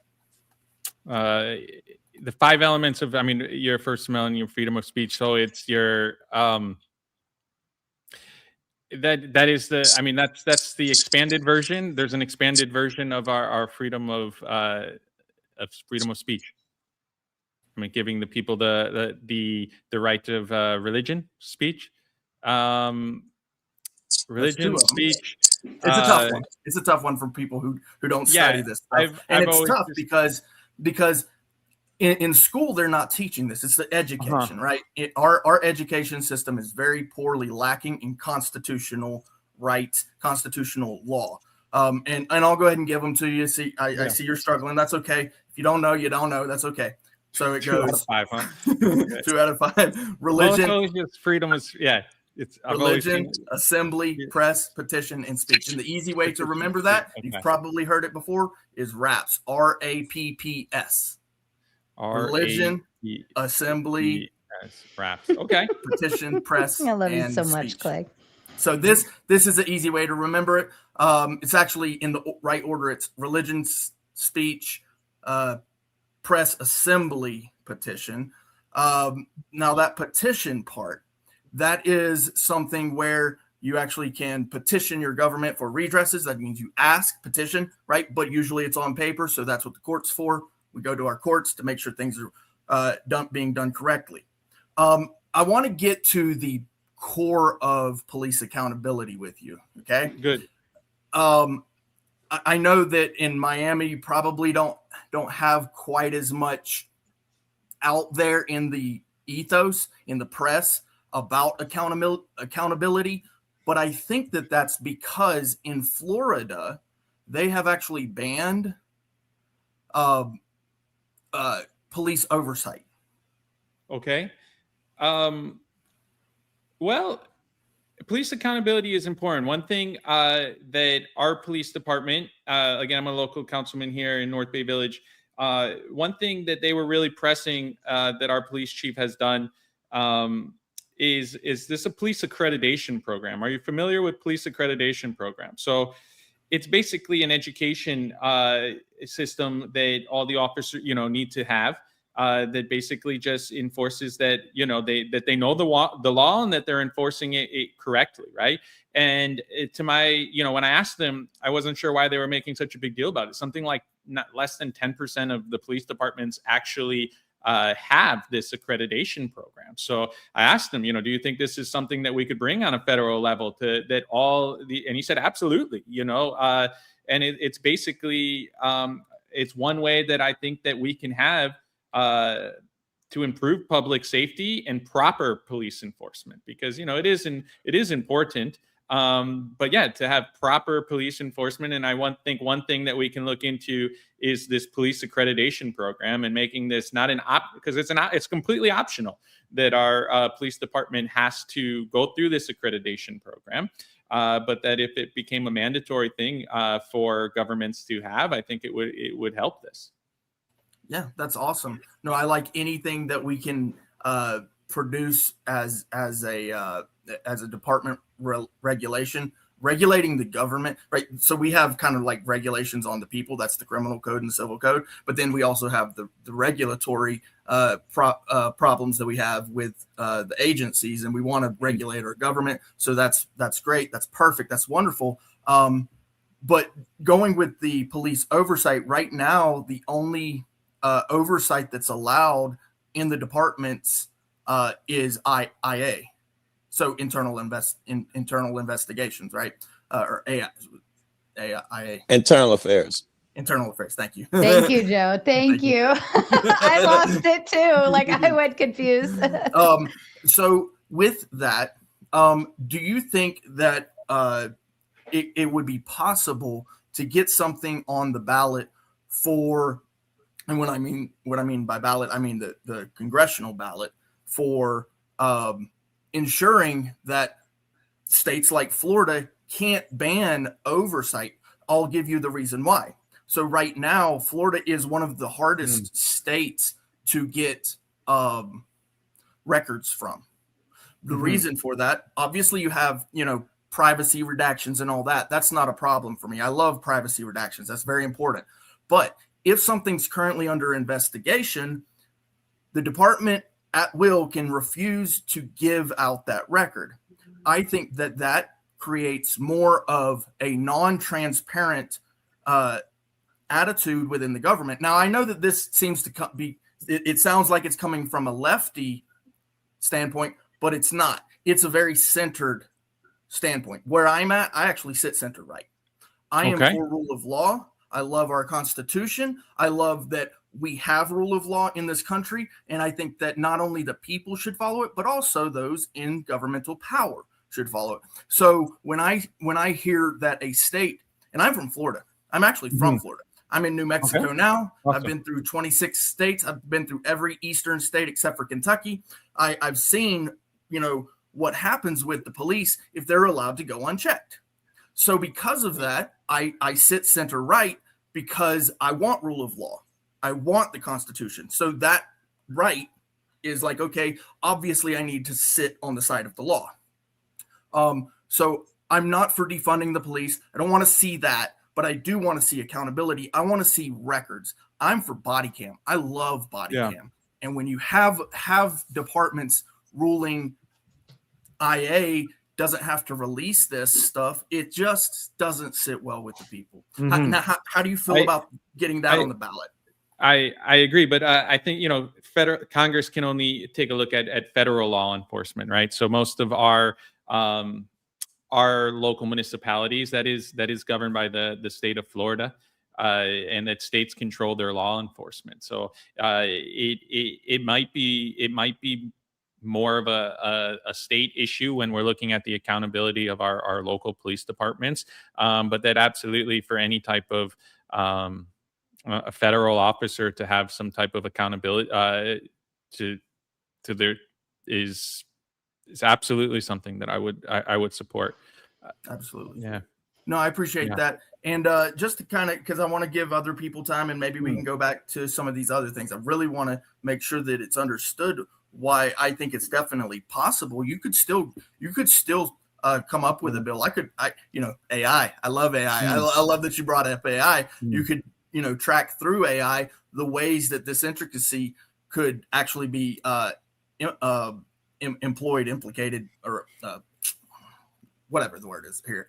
But ultimately, the idea here is that implement it. There it is. Joe, you're good, bro. When it comes to the actual bill itself, the idea here is that the states cannot do any. It's the 10th Amendment. It's the separation of powers clauses, right? So the federal is over the state. With the state, if the state is unwilling to give the people their rights, right, then the federal government actually does have to step in, right? This is why we saw the 60s and 70s era come around, where people of color were absolutely, their homes were being destroyed, all that stuff. The federal government stepped in and said, "No, you got to do certain things. Civil rights is an issue here." Right. I don't see the releasing of information as a civil rights issue, except that it is, to me, a little bit discriminatory when you say, well, we're going to release this particular body cam because we don't feel that it's a big deal, but then over here on this one, we're going to withhold this, right? So it seems like there's a uneven matching here with certain stories that we hear about versus others. And if all records are made available, then there's transparency everywhere. We don't have to worry about whether, and then you actually, what you do by doing that, by the way, is you actually free up the courts. Yeah.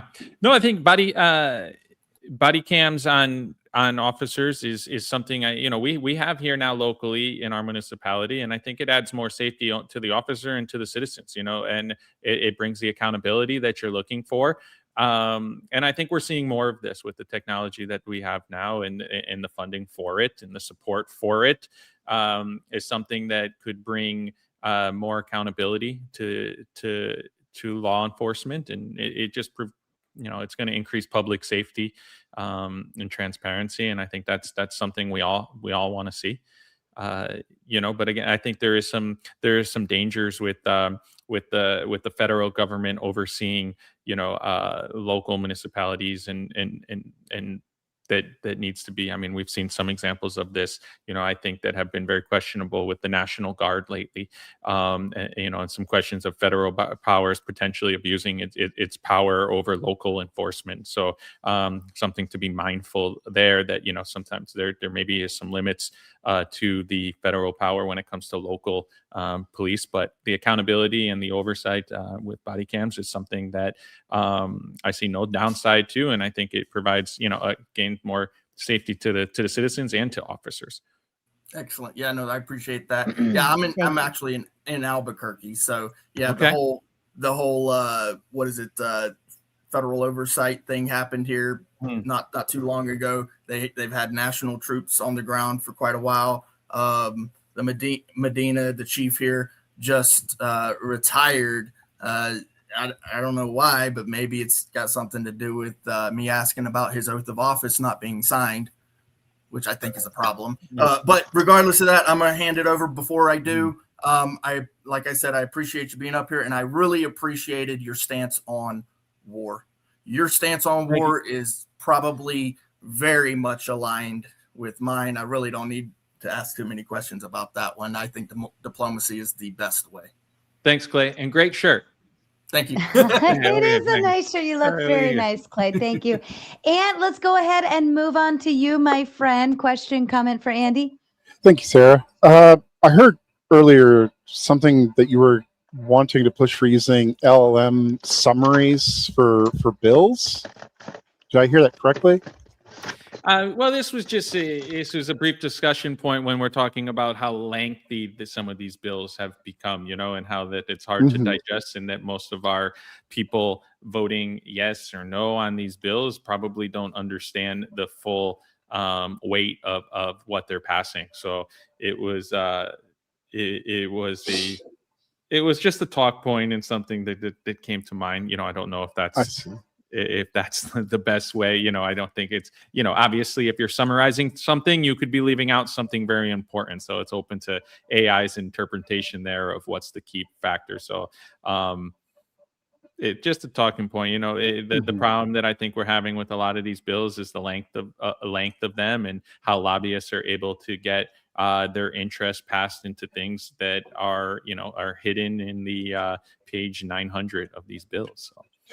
Yeah, I'd agree. The core problem is the length of the bills, trying to push all these big omnibus bills through, and they've become so massive that it's just not possible to expect anybody to read through it. I hope if you do get there and you are able to stay in office long enough that you can work towards perhaps pushing to limit that type of legislation, so that we're pushing for like single issues with bills instead of these omnibus packages. My concern with the LMs, though, was if you were relying on them, you've got to be very careful with their hallucinations, especially if it's on topics you're not perhaps as familiar with as whatever you went to school for. I don't know how much you use them currently, but I use them a lot, and I've often had to do double takes on them because it'll give me summaries. I'm like, no, that's not how that works, because it'll be on a subject I'm familiar with. I'm very afraid of people making legislative decisions based off these things and not even being aware that these things can happen and they may be at risk. Good point. Yeah, and it is. I mean, nobody is an expert on every topic, right? So I mean, it's important to have a good if put into office, it's important to have a good team around you. When we even on our local level, every time we have a commission meeting, where we have the things that come before us, we have a briefing where we have our village manager, our village attorneys are on call, and we can ask questions and reference to other people, and I think this needs to be the same thing whenever you're voting on any bill, to have a good understanding of it, and not that anybody's going to know anything, but to be around, to have a good team around you is essential as well. Of course. Yeah. I mean, with, one thing that, AI, an AI search can do, like what we had mentioned before, is, if there is something specific that you're interested in a bill, perhaps it could be highlighted, with what you're looking for. It is good for searching through documents, but you just need to be specific about what you want. But the summary is a little different, because the summary, you're asking it to digest whatever you're feeding it, process it, and then return a result summarizing the contents of whatever it was. Yeah. And that's where you can run into problems. If you're just looking for something inside of something, it works very well. If you're asking for full summaries, especially of, lack of a better term, esoteric, like if the more obscure something is, the more likely it is to cause hallucinations. It's why ALMs hallucinate a lot when it comes to things related to law and certain types of research, because the amount of available information is very sparse or low confidence. Yeah. Well, I mean, with the public trust Slack, every bill will be uploaded to the website. Voters get to read, they research in real time. They use the AI to search for the words that are important to them. And they can vote with their unique ID through the blockchain. In voting with full transparency of the people. The result is that the American people who voting will have their will done. And in turn, it's a more transparency to the people that you're serving. And this is one of the key components of our campaign that we'd like to see, introduced to America. You want to do voting through blockchain? We want to open it up so that we're giving the word, that it allows the public of our district to participate in decisions that are being made. As we mentioned, we elect. Is this with a? I'm sorry, I didn't mean to interrupt. Okay. Is that like with a public ledger though? Because that would expose people's voting, like who they're voting for. We try to protect that. Yeah, I mean the blockchain technology. I guess you don't know. You wouldn't know necessarily.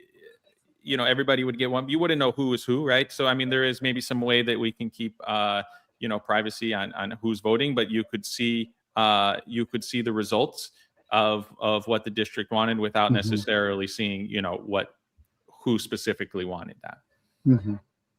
Well, I mean, Florida's already got a really good system for counting votes. Like they're always beating the pants off every other state when it comes to counting votes for presidential elections. Yeah, I guess they learned their lesson after the Bush Gore incident. There's been some recounts in Florida, but this has been a while. But But my point is, they're fast. I mean, I don't think speed's been the issue in Florida. Yeah, maybe in the more municipal elections. I'm just talking about like in the federal elections. I don't know about like local elections that much. Anyways, I think you've answered my questions, and I appreciate your time. Thank you. Yeah, likewise. Thank you, Ant. Shaman, I know you're up here. Did you want to say anything, or do you want to hold? How's it going? What? Yeah, I think everyone's getting a little confused. The blockchain concept is not about Andy trying to put AI into Congress, right?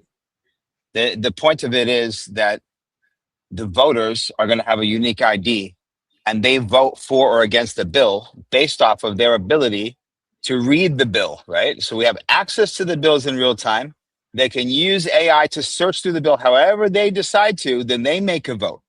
Andy, through the website, will be able to see the tally of those votes for or against, and in Congress, he votes. So the concept is that this type of transparency should go viral, so to speak, and everyone should demand this of their congressman and senator. It's about transforming America and putting it forth by one person leading by example, right? So it takes a unique person to want to run on a federal level to implement the solution to keep it transparent and then simultaneously put term limits, right? It takes a unique type of person.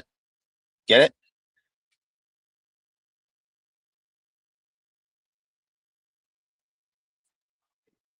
It's pretty, because I think people thought we were talking about let's put AI in Congress. I think that's the answer.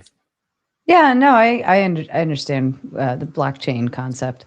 All right. Did you want to add anything else in there, Shaman, or do you?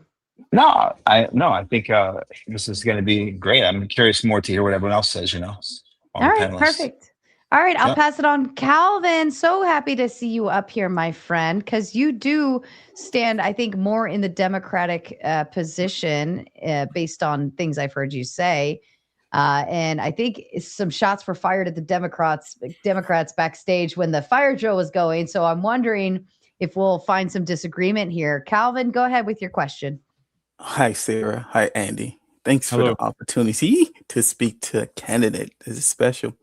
As far as me, yeah, I'm glad you brought that. That was actually my first questions. First of all, my questions are going to be kind of softball questions. I consider myself an independent, but I lean a lot with the Democrats or whatever. And I was curious. I was actually finding it intriguing that you consider yourself independent. I choose to be one because I find myself. I have a lot of Republican values as well as I have some Democratic values. So kind of leaves me in the middle, and I don't like defending politicians' bad behavior. So I'm curious as to why you are independent. Yeah, I think it's almost impossible for any person to have all stances in line with one party, right? Mhm. And the parties have, but unfortunately, that's where the power stands, and that those, Mhm. they've and it's become more and more far right and more far left. It seems like that is in control. Um, so just being able to work with all people to get on both sides, you know uh and there are many Republican stances that I'd support, and there are also many Democratic stances that I support. So I've always been an independent. I've never switched. I've always had the it's always been confusing to me why you had to be just one or the other. Why it's black and white. One thing cool about our local government that I'm elected is it's a nonpartisan government, and because of that, I think in the last 4 years we've been able to get so much done. It doesn't matter if it's environmental with our, where stormwater, our seawalls, or if it comes to our development policies and economic growth. We're able to work together because I think we're looking out for the best interest of our city and not worrying about the best interest of our party or political posturing. We're just looking for results, and I think, putting independents in office, they would be more focused on results. Yeah, to me, I think independent candidates are stronger than say your So Republicans or Democrats. To follow that up, are you like consider yourself like more so it's like in the middle, or do you kind of find yourself identifying more so with one party or not? um, I think economically conservative, socially liberal is a common Mhm. phrase I've heard before. I can relate with. Mhm. Um, Okay. but yeah, I think it's again, I think this narrative is finally changing that. um I think many people have always said, "Oh, you're voting for an independent is a waste of a vote." It's not, but independent voices need to stand up and to stop making it seem like they're the minority in the election when I think something like 20 or Yeah. 30% of people now are actually registered as independent, Yeah. right? So Yeah. uh, it, it is a third party that isn't Yeah. considered a party. Exactly. Right. So I think we're headed in that direction, and that's I've always just felt if I can, my role is to be a part of this movement. We still don't have a lot of most districts don't have an independent running for them. Mhm. And I don't know what state you are, but if you looked up to see if you even have an independent running. So there still is a lack of good independent candidates. Um, I think you're going behind the parties, and that's there's a lot of money behind the parties, which is why the candidates are being drawn into there. But just to as more people stand up and have the voice of saying, I'm not working for any party, I'm just working for America, and this is what I stand for. That's eventually what we all want to see. And I think we're headed in the right direction. Not left, not right. We're going forward. So that's the stance. Okay. And I got just one last this quick question that had to do with the term limit. And I wrote Mhm. this down so I wouldn't fumble it. So in the private sector, we value tenure employees because they losing experience, talent hurts the organization. If we implement strict term limits, we risk losing highly capable leaders and politicians just as they master their complexity of their jobs.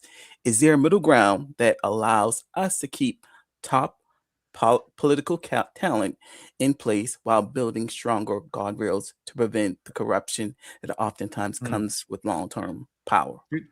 Good point, Calvin. I mean, yeah, look, experience is important. I think 8 years when you're running a 2-year term and being elected 4 times is the ability to stay in power for a long enough time to be effective and to pass good policies and to achieve results. Any longer than that, I think is when you risk that that these that people are working for the system that keeps them in power, not for the American people. So I do think that ultimately congressional limits does more good than harm. Of course, there might be some few examples where, yes, you are removing good people from power if you add term limits, but I think that's what we need. Then we need to put other good people in their place. New ideas, and there's America has a lot of great candidates that can step up, and we need more people to continually fill shoes and seats that become vacant. Thank you. Thanks, Sarah. Thank you, Calvin. All great questions. Mr. Joe Cool, I love you so much. What do you got for us, sir? Wow. First of all, what you got from me, this was great. I'm benefiting. And going after Calvin, that was fucking like, I feel like, I don't know, like God was in the room. Calvin took it so serious. He was even like nervous and shit. I'm thinking he wants to be a politician. It tells me so much about his character. He wants to make a difference and all of that shit. That little shit, I learned more about him in them 2 seconds. And Calvin got dude to open up like he was guarded with brick now. Fucking when he said that shit about that term limits, he swallowed down like, fuck it, I'm gonna say it. Yeah, I thought it was great. I'm so glad that I went after those two. All right. And I don't even know your name, guy. And I'm gonna be honest with you. I'm the guy who, you don't want to bring company home because Joe might be there drinking in the front room. I'm that guy. I don't drink, but I'm that guy. What's your name? I'm sorry. Me, Andy Daro. Andy. All right. Nice to meet you, Andy. I really like what you said, especially about that letting the people have their own say. So you ain't said, and I'm highly critical. I don't like surface conversation. You haven't said nothing that I could really jump on. So I want to ask you a couple quick questions, get to know you, man. And I really can't stand politicians, right? So it's a good thing you're independent. I'd be having many questions for you. Good thing you're independent, and it looks like you want to be your own man. So I gotta ask and see where you are. What about? Let's start with the gun rights, man. What do you think? Everybody gets a gun? Of course, I support people's right to have a. You back to that politician shit, pimp. Be nice. Let's do it. Yeah, I mean, look, yeah, you support the amendment to the right to bear arms. Of course, I think that's a choice. I'm okay. I'm okay with with some, that's a founding principle in America but you dancing. No, but I think some limits is okay. Like is it every Americans' right to have an automatic weapon, to just be able to buy that? Maybe, there's some questions that could be open to a fair debate and talking points, but the right to bear arms is, of course. Oh God, I made you so uncomfortable. I almost regret asking you that. Nah. The next one might not be any easier. Weed. And this is the question. Is the guy who arrested me, and I got arrested when I was kids, but this is made up. The guy who arrested me for smoking weed, didn't he do an evil thing, and shouldn't we punish him? No, I mean, I'm for the legalization of marijuana. I think we should. There's. I mean, the state of Colorado made something like $10 billion last year. That's another funding source that we could put to, in my opinion, into much better, needed infrastructure, whatever, support. I mean, we could support down payment assistance for people with, $10 billion is a lot of money. So, weed to me is not a federal offense by any means. And, I would support the legalization. Very good. My question was what? Okay, let me rephrase. Is that guy a bad guy who arrested me? Because this leads to my next question, which will be my last. Is there a bad guy who arrested you for marijuana?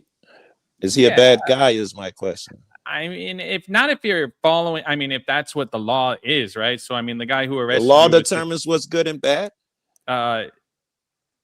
It returned what I guess the law officer is supposed to do.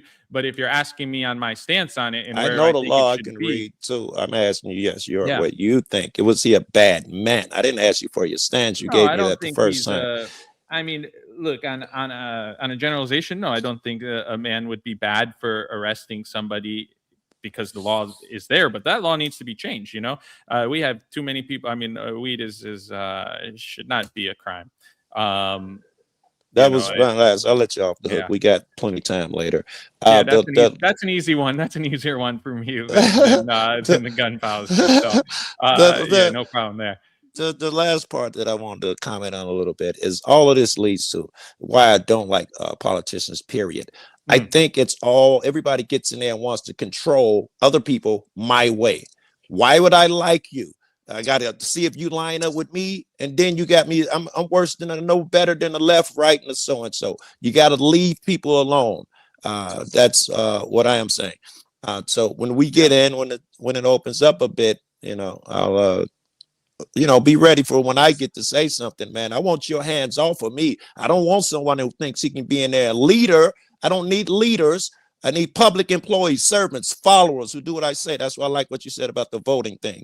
What we get to do it. But I don't need nobody in there talking about what type of gun I can have. You can talk that nuclear talk all you want, but that's just rhetoric. Can I get that AR-15? It says so in the Constitution. And don't dance when I ask you.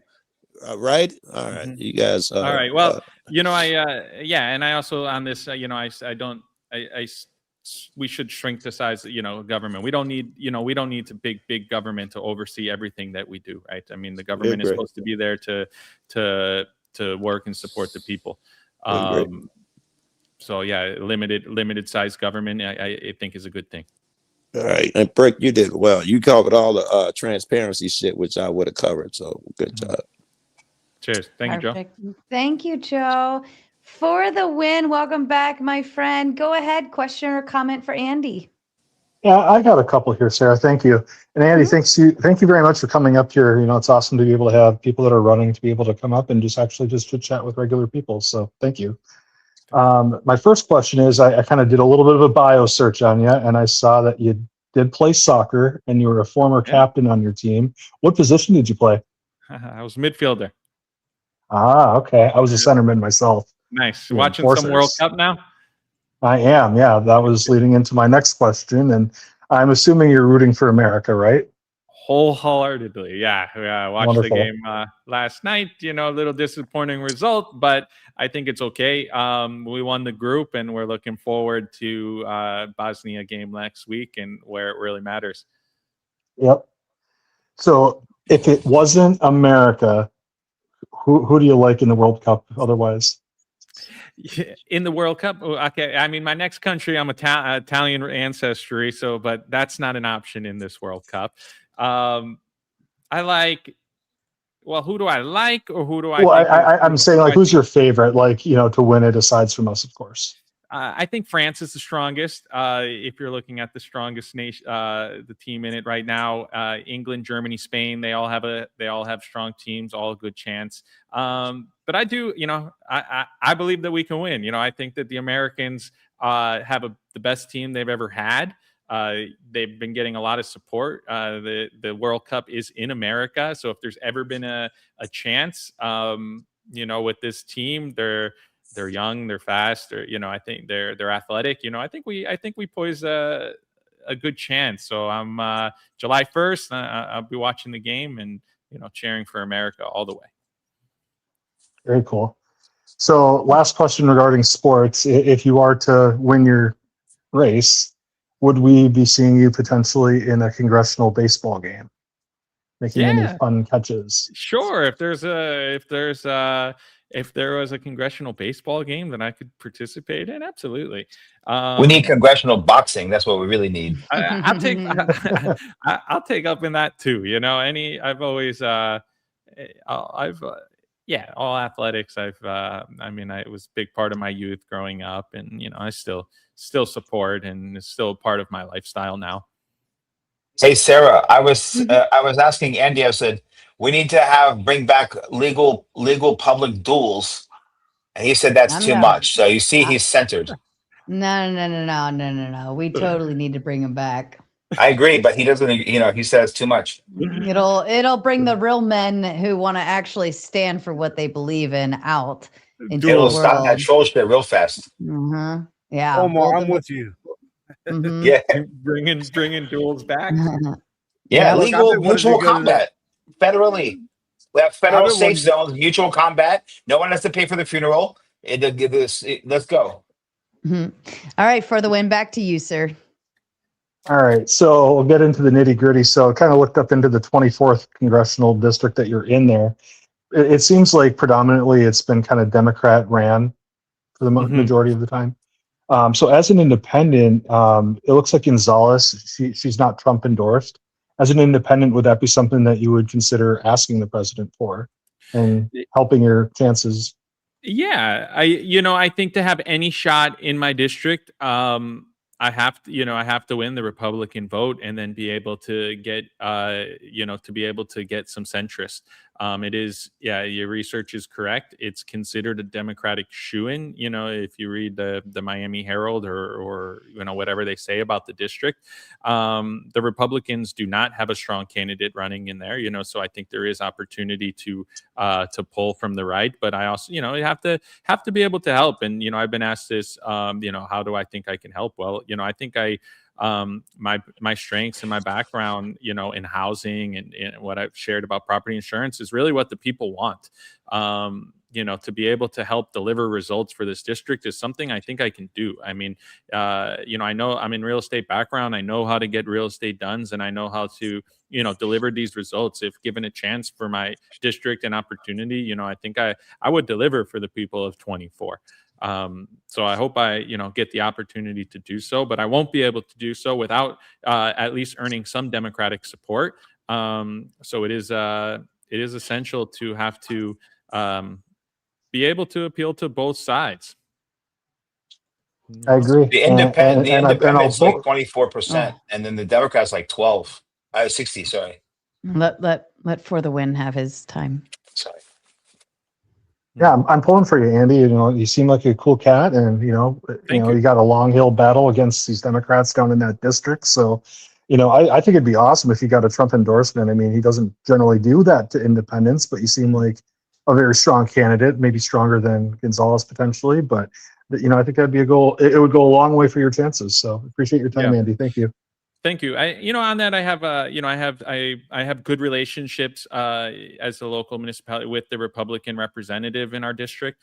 I don't have any, straight connections to Trump, but I do think there are Republican endorsements that I can win in our district that could help, cross over and get Republican support. But again, we're gonna have to get both sides of the aisle to win, and really. I think it's that centrist pull that has to, disassociate themselves with the party and start voting people instead of party. Yep. And when it comes to that endorsement, all you have to do is ask. That's all you got to do. So good advice. Appreciate your time. Thank you, sir. Yeah. Sometimes we are afraid to just ask for things. You're right. That is how you get them. I'm not. Yep. That's how I got here. I just said, may I? Mr. Balderson, and then I do have one more backstage, which we'll switch him out with Ant here in a moment. But Mr. Balderson, question or comment, please. Yeah, I liked a lot of what you had to say. You seem like a good guy, but I expected as much since Omar's working with you. Omar's a pretty brilliant guy, so I would assume that you would be pretty good if he's going to deal with you. would you be willing to try and spearhead constitutional amendment that would get rid of Citizens United and limit campaign funding? It would be, because it said that you'd have to overturn Citizens United at the Supreme Court, so you're going to need to do that constitutionally. it would, yeah. I mean, that would be, you know, it would achieve so much. I mean, first of all, like I was saying, it's very hard for independents to win these elections because it's just the money, right? And it's just the powers that you're going up against is it's an uphill battle. I mean, ending the foreign influence would be the first step in that, and then ending it altogether, I think would be an admirable thing to push forward. So I am currently self-funding my campaign, as I mentioned before, for the large part, and don't even want to ask for a lot of favors. You know, I'm not out there asking for money. And if others, you know, would do the same, you know, I think it would. I think we would get better candidates than just, you know, the money and the influence. You know, they put the money puts their candidates in place, and we've seen that in primaries now. I mean, I think someone, you know, Thomas Massey lost a primary race where there was something like $30 million spent against him, right? So I mean, you can buy seats. I mean, that is a possibility, right? So I mean, it's I don't think that's the people's will. I think that's the money. Yeah, it is possible to go against that in today's world. I think social media, grassroots campaign, obviously mainstream media is never going to be on your side. Jesse Ventura back in what was that, about 98, ran a similar campaign that was grassroots and off very little of his own money. When he became governor of Minnesota, he did that off very little money and no backing whatsoever. Would you so the bill you were talking about with the thing you were talking about with limiting the bills, Rand Paul has often brought up in Congress. He calls it the One Subject at a Time Act. And this is something that he receives very little support in. Would that be something that you would want to work with him on? He already has it where obviously, you know, it stops the omnibus, it stops adding in everything else. Once you get down to the brass tacks of what just that singular bill under that name is, they're usually not that complicated. Exactly. They make you muddy the water with everything else. I would support that absolutely. Same, you know, it's restore America. I mean, that's Ron Paul is one of our, you know, I think he is one of our strong leaders. I mean, he's an independent thinker. You know, I would get behind that and support that wholeheartedly. Yes. All right, and then just lastly, you got pretty squirrely about 2A. And that's pretty interesting. You hold a lot of very pro people and pro constitutional ideals, but you, like, you know, your example, that you understand that the 2A was in order to combat an oppressive government. So if we have to have pea shooters and they don't, that defeats the entire shall not be infringed thing that was written in there. Right. No, we support the right to bear arms. It's the main that made me a little squirrely, and where my thought is just, you know, it is you know, when we have there has been an issue of mass shootings in America that I think is undeniable. I don't know what if there is a solution for that. You know, so that's only what made me unsquirrely. It's I understand where you're coming from with that. Yeah, you know, I just wish there was some, you know, but it's you know, it's not the gun, well, it's the people, right? I mean, what is this? I mean, is there a solution for it? I don't know, you know. A little bit of this is just that trickery of how to lie with numbers. So when they count mass shooters, the vast majority of those are murder suicides. and so then that gets counted in the mass killing statistics. So it looks way more overbloated. Most people automatically assume school shooter or something like that, when those are very limited cases. And when you start isolating it down to those limited cases, then we do start noticing disturbing trends, like every single one of them was on heavy psychiatric meds, things like that. These people were already having issues, already being watched by the government, already being interacted with by the FBI. You can look at this case over and over and over. So there's definitely things that could be done. We could see what's going on, but disarming the American public, that definitely is not the thing. And when you look at countries that have taken away their rights, when you take away the gun crime goes down. That's true, obviously, but every other crime goes up. It's in America, and you don't necessarily want to walk into somebody's home because you might find a 12 gauge up against your nose, and in places where they don't have guns, that's not a problem. You don't worry about those things. Hell, in England, you don't even have, people can't even carry knives to protect themselves, which is absolutely insane. Yeah.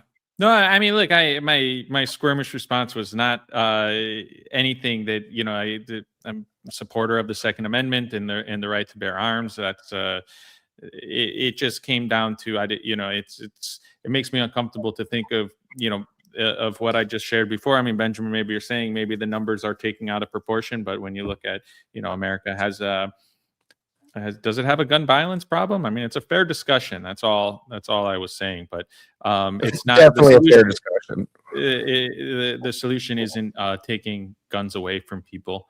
But just, it is, it is a tragedy. It's a more frequent tragedy in America maybe than it should be. And if there was a solution to it, that's all I'm thinking. But I don't have it. I don't have that.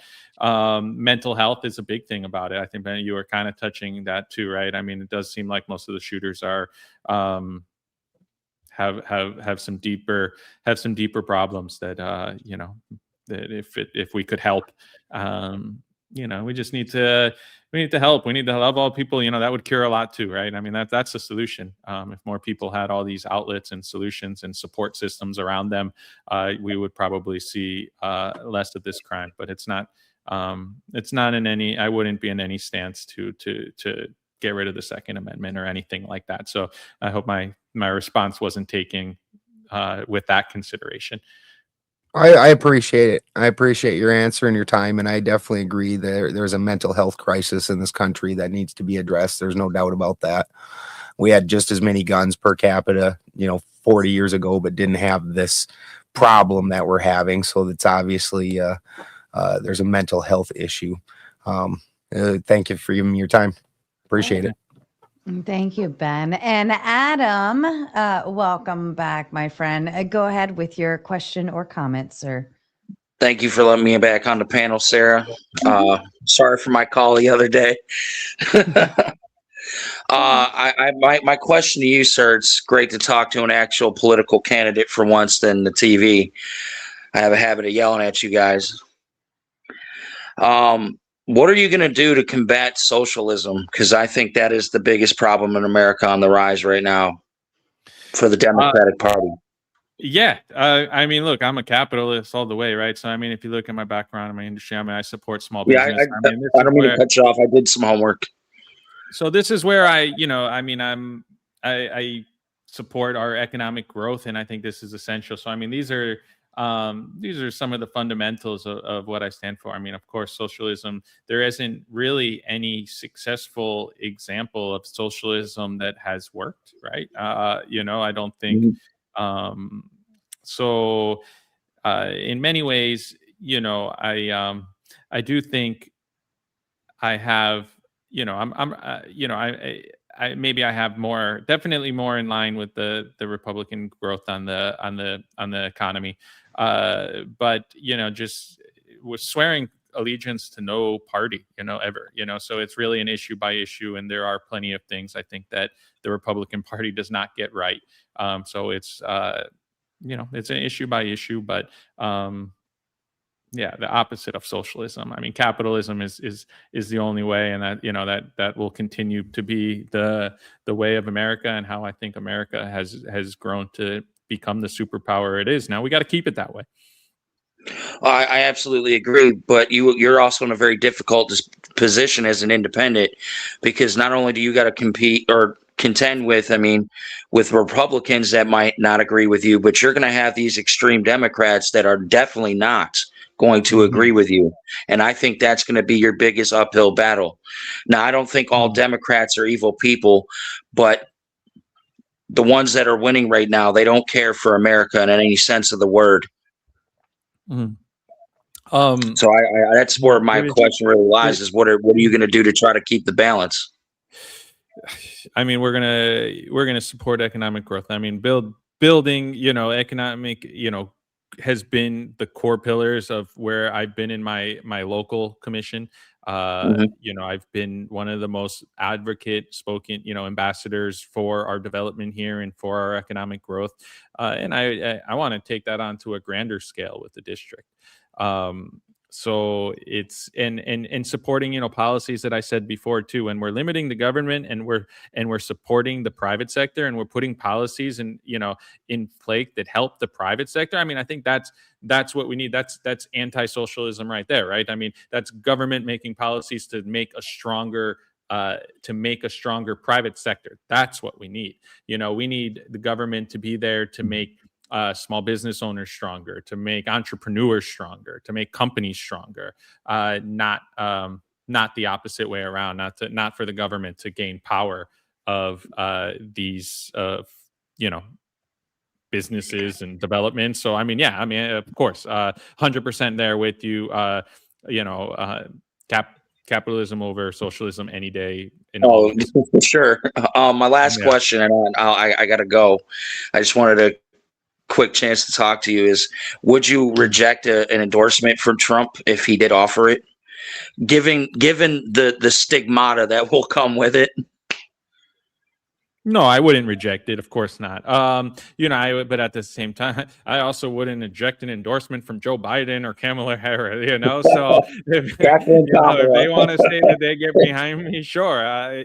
Thank you. So I would welcome. I would welcome that endorsement if it was a possibility. I mean, it would be awesome to see a lead figure in the Republican Party or the Democratic Party endorse an independent candidate, right? I think that would be a true testament for their character. I don't know if we would see it. I'm just trying to remove myself from that. But, these people, like I had mentioned before, we'll see. I mean, I have a representative who's a very good friend of mine. I mean, we hang out. We've worked together. We're good friends. Would he even endorse me? I don't know, because, he has a party, and there's a Republican candidate, and, you're going against the system, right? That's how they keep their strength, by staying together and doing things together. And if you break from the party, they break from you. So let's see. I would welcome endorsements from officials on Democrats or Republicans. If anybody, had the mindset and openness to endorse an independent candidate, then I would say that person is okay. I think they're open-minded, and they're also, maybe they're okay. They're registered with the party for whatever reason, but they're strong enough candidate to welcome a free thinker if they can get behind them. Well, I hope you make it. We need more open-minded people in government. I think that we've got very closed-minded, really just everyone's in their own camp kind of thing, and nobody can come in the middle to at least meet each other halfway and have a discussion. Not that we have to agree, but just to have a conversation. I think that's the biggest issue with politics today, is everybody's so tribal with everything. So I really appreciate what you're trying to do, and I hope you succeed and don't fall into the traps of politics, because it's murky waters. They don't call it a swamp for nothing. Exactly. I like I said, I would accept the endorsement, but I'm not for sale. So, we're not going to just, take endorsement, money. If they're, I really respect that, though. Yeah. I also wanted one last thing to Sarah. Thank you again, not just for your service, but for allowing me on the panel. Hello, everybody. Hope to do it again. But I gotta go. I just really glad I caught a chance to say what I needed to you today. So thank you again, Sarah. Thank you, sir. You guys have a great evening. Thank Thank you, Adam. Have a good night, and I can bring Ant back up. And what I'm gonna do is I've got about 40 minutes and then I'm actually going to bed. I haven't slept since yesterday. So I'll allow you guys to open up the floor. I can be incentivized to go longer, but it's going to take some extra incentivization. Okay. And you know what keeps me going awake and making more coffee. Now, what we'll do is we will go into open panel, open floor. I'm all about everybody asking their questions, so on and so forth. But as I said before, I'd like it to be respectful. It's not blood sport. We're not there tonight. Please don't make me go there tonight, and don't make me have to yell at you because I'm not in the mood and I'm incredibly tired. So Croc comes in with a big 10. He says, support to the channel. I'm for body cams, but they aren't cheap. I'm willing to do that knowing taxes will go up slightly for the cost. Are you, Clay, or anyone else? Clay, you're being called out, my love. Yes.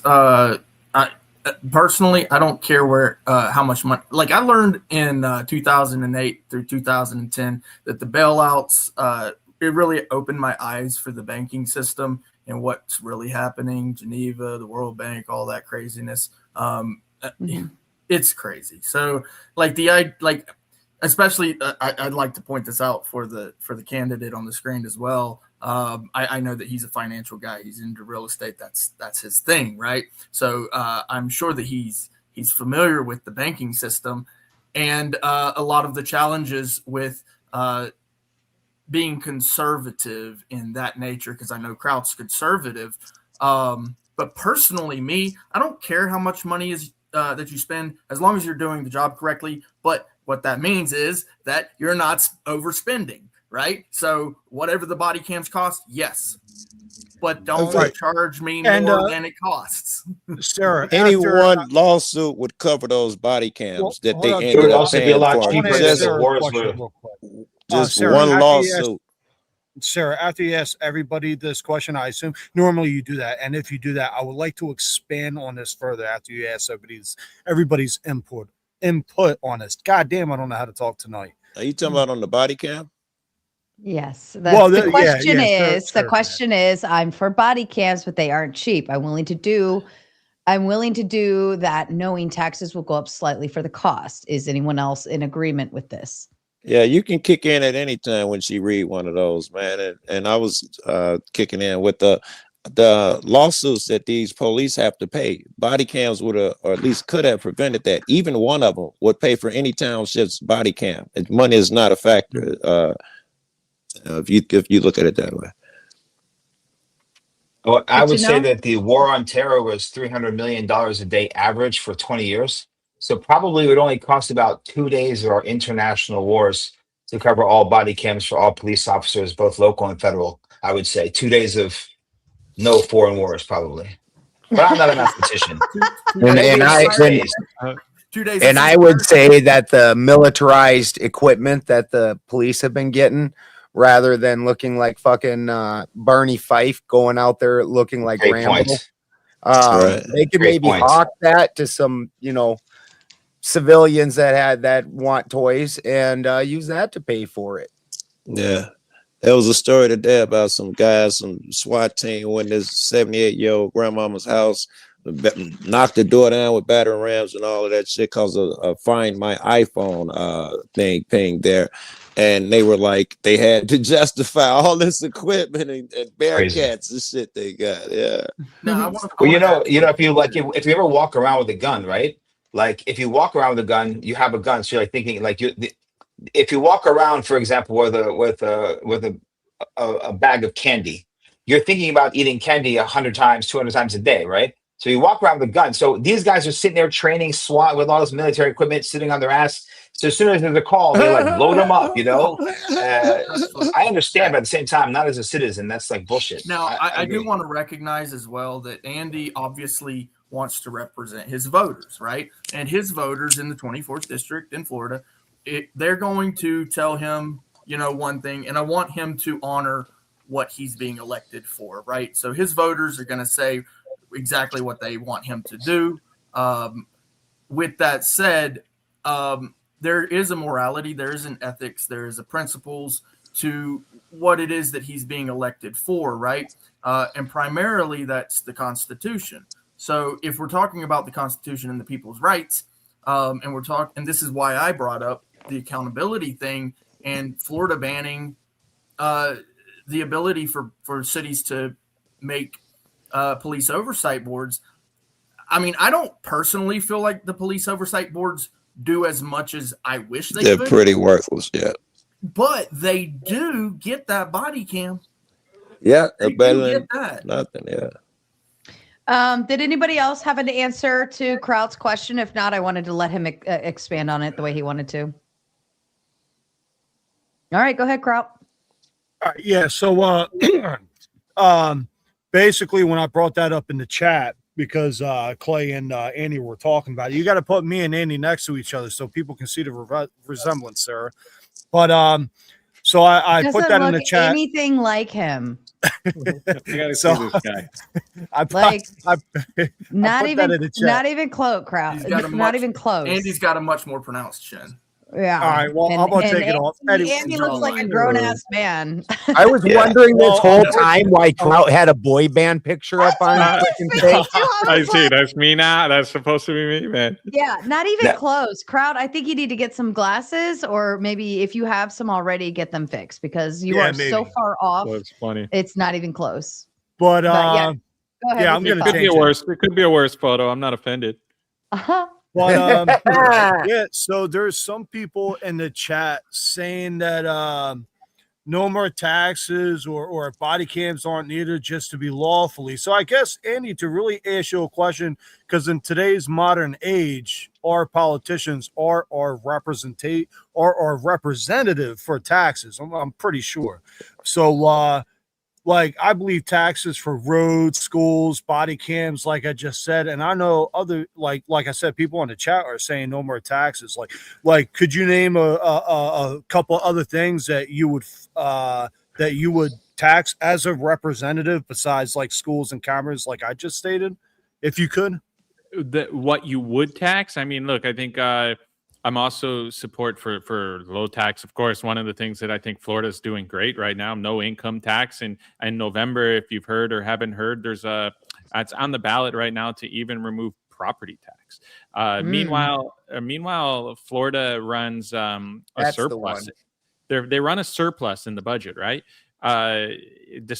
Despite not having an income tax, right? So it is possible. I mean, states like, then you have states like New York and California. I mean, they have a 10% income tax and they're running a deficit, right? So it really comes down to smart spending, efficient government, shrinking government's role, and letting the private sector grow. But of course, I'm also an advocate of supporting lower taxes and more freedoms. Right. And I'll say two things real quick, then I'll let other people get in on this tax conversation. Well, one, I got a cousin that lives in Miami. I never heard of you before. You seem like a cool cat, but I'm going to ask my cousin about you and like, tell him, hey, he was on one of my YouTuber shows. He seems pretty cool. What about him? But so I'll give an example of how representations for taxes are pretty important. This is the latest I've heard of a scandal. It's an outright scandal. Gavin Newsom is trying to do some shit where he's trying to push taxes to pay for like 20 million diapers or some shit like that for families that can't afford them. And that's obviously a scam. And people didn't vote for that shit. They didn't vote him in as a representative to apply those type of fucking taxes. Excuse my language, Sarah. To apply those type of taxes that is obviously, again, clearly a money funnel system. But yeah, that's why I brought up taxes, and I wanted to get your opinion. But I'll let other people wing in on this. Hey, Kraut, wasn't that exposed that his wife was in charge of it and like funneling like 30% of that money to other things? Didn't that just come out? You may be right. Like I said, I read. Yeah, I think that just came out. His wife was in charge, and there was like 30% plus misappropriated of that. Can you imagine? The fucking nerve. There's the this was with the diaper scandal, like the diaper thing. The Democrats stealing and money from a diaper fund, bro. The Democrats and the Republicans together put a bipartisan act to try and audit California because of all the money that's disappeared, like the hundreds of billions or millions for the homeless, and Newsom vetoed it. I bet. Yeah, he don't care. Crazy. Andy, if you commented on the war, I wasn't here to see it. What do you think, man? What do you think about what's going on? About the war, I mean, I'm against it. I'm against almost every war. You know, like I said, obviously, it doesn't want to be taken as a sign of weakness. I think that was one thing Sarah was asking. Like I said, yeah, if there's someone on our land and it's a real threat, you know, I'll join the effort and fight with them. But I mean, when we're fighting wars overseas and being told, you know, certain things that we don't know is true, you know, and I'm not against that. I love it. Where you at on the immigrants, man? If you spoke about that, probably, I'm sure. No, that hasn't been asked yet. Look, I think America was founded as a nation of immigrants. I mean, my grandfather came here, right? My wife came from Europe. I mean, through the system legally, she's a citizen now. But yeah, we need borders. I mean, we need, you know, a nation isn't a nation without borders. I think we need to come through the system legally. You know, we need to continue to encourage that. I think that is the foundation of America. So all right, let me get into detail because I thought I had you read with the first half of your answer. Now I'm not sure anymore. The guy, he's been here. Your meter's off. Your meter's off, Joe. Right. The guy who's been here, I don't know, let's say 10 years, you know, kids in school, he's got a business, broken no other laws, but came here definitely illegally. Kid was, say, born here. What are we going to do with that guy? Yeah, that's a tough one. I mean, look, if he's been here for 10 years and there hasn't been a cause of problem, I'm not for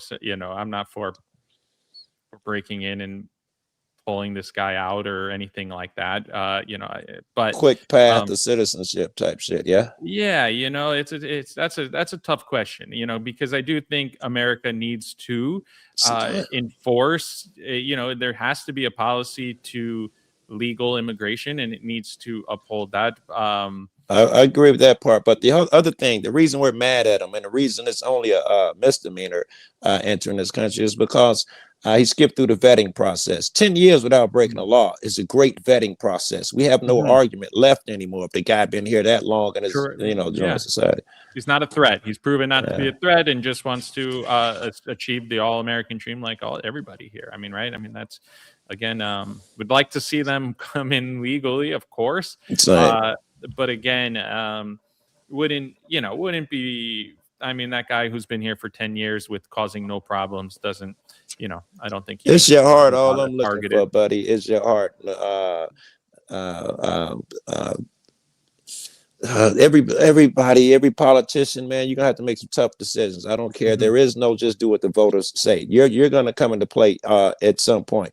And if you believe in the game, you got to play the power game. And in order to get this vote, I got to do this thing and that thing, which that's what politics seem to be to me. You play the game. So it's most important for me to know your heart, which is, I guess, the most concerning shit to me is I think that you're one of those guys that are gonna just follow the law as opposed to your moral heart. You seem like a really cool cat, but that won't come into play if you're one of those, hey, that's the law.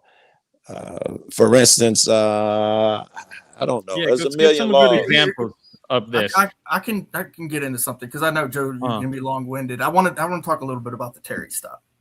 Did you just say Joe can be long-winded? And then say Terry stop. Like we aren't in for a half-hour lecture about the Terry stop. I mean, you're bringing up, that was some.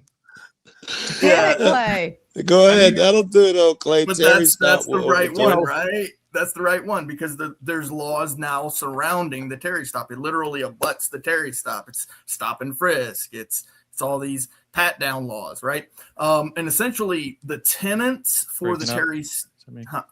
Sorry. You familiar with Terry stop, Andy? Yeah, the stop and frisk. I mean, is that what you're saying? The stop and Yeah, frisk? Yeah, I mean, the pat down. so is that one of the? Is that an example that you're? That would be an example of that you just get to stop my movement. Constitutionally, you would need probable cause. Probable cause, not probable. You need the other on a one. warrant or signed. The big one, whichever. Probable cause is the big one. Yes, to even stop my movement and stop me on the sidewalk. So this is straight really far from that. You get to stop anybody and pat them down and all that bullshit. If I could get into this a little bit, because didn't the Supreme Court rule that? Yes, that's Terry versus Ohio, right? Terry versus Ohio, 68 or 69, I think. 69. The Supreme Court decided it was a mere inconvenience. Mere inconvenience. Yeah. Oh, it's only, I get to touch you, but it's only mere inconvenience, right? Yeah. But here's the thing. So the tenets of the Terry stop is similar to a civilian arrest, right? What's a citizen's arrest. It's very similar to a citizen's arrest. Like if you see something, you can actually make a citizen's arrest. A citizen can upon like a felony, right? Like if you see somebody shooting somebody or whatever, you can actually, as a citizen, I can actually grab them and stop them and then restrain them. I would actually end up having to fill out paperwork and all that at the end of the day, blah, blah, blah. So it's very similar to that. The tenets of the Terry stop make sense, but the case of Terry was actually not a good case to base the tenets of Terry on.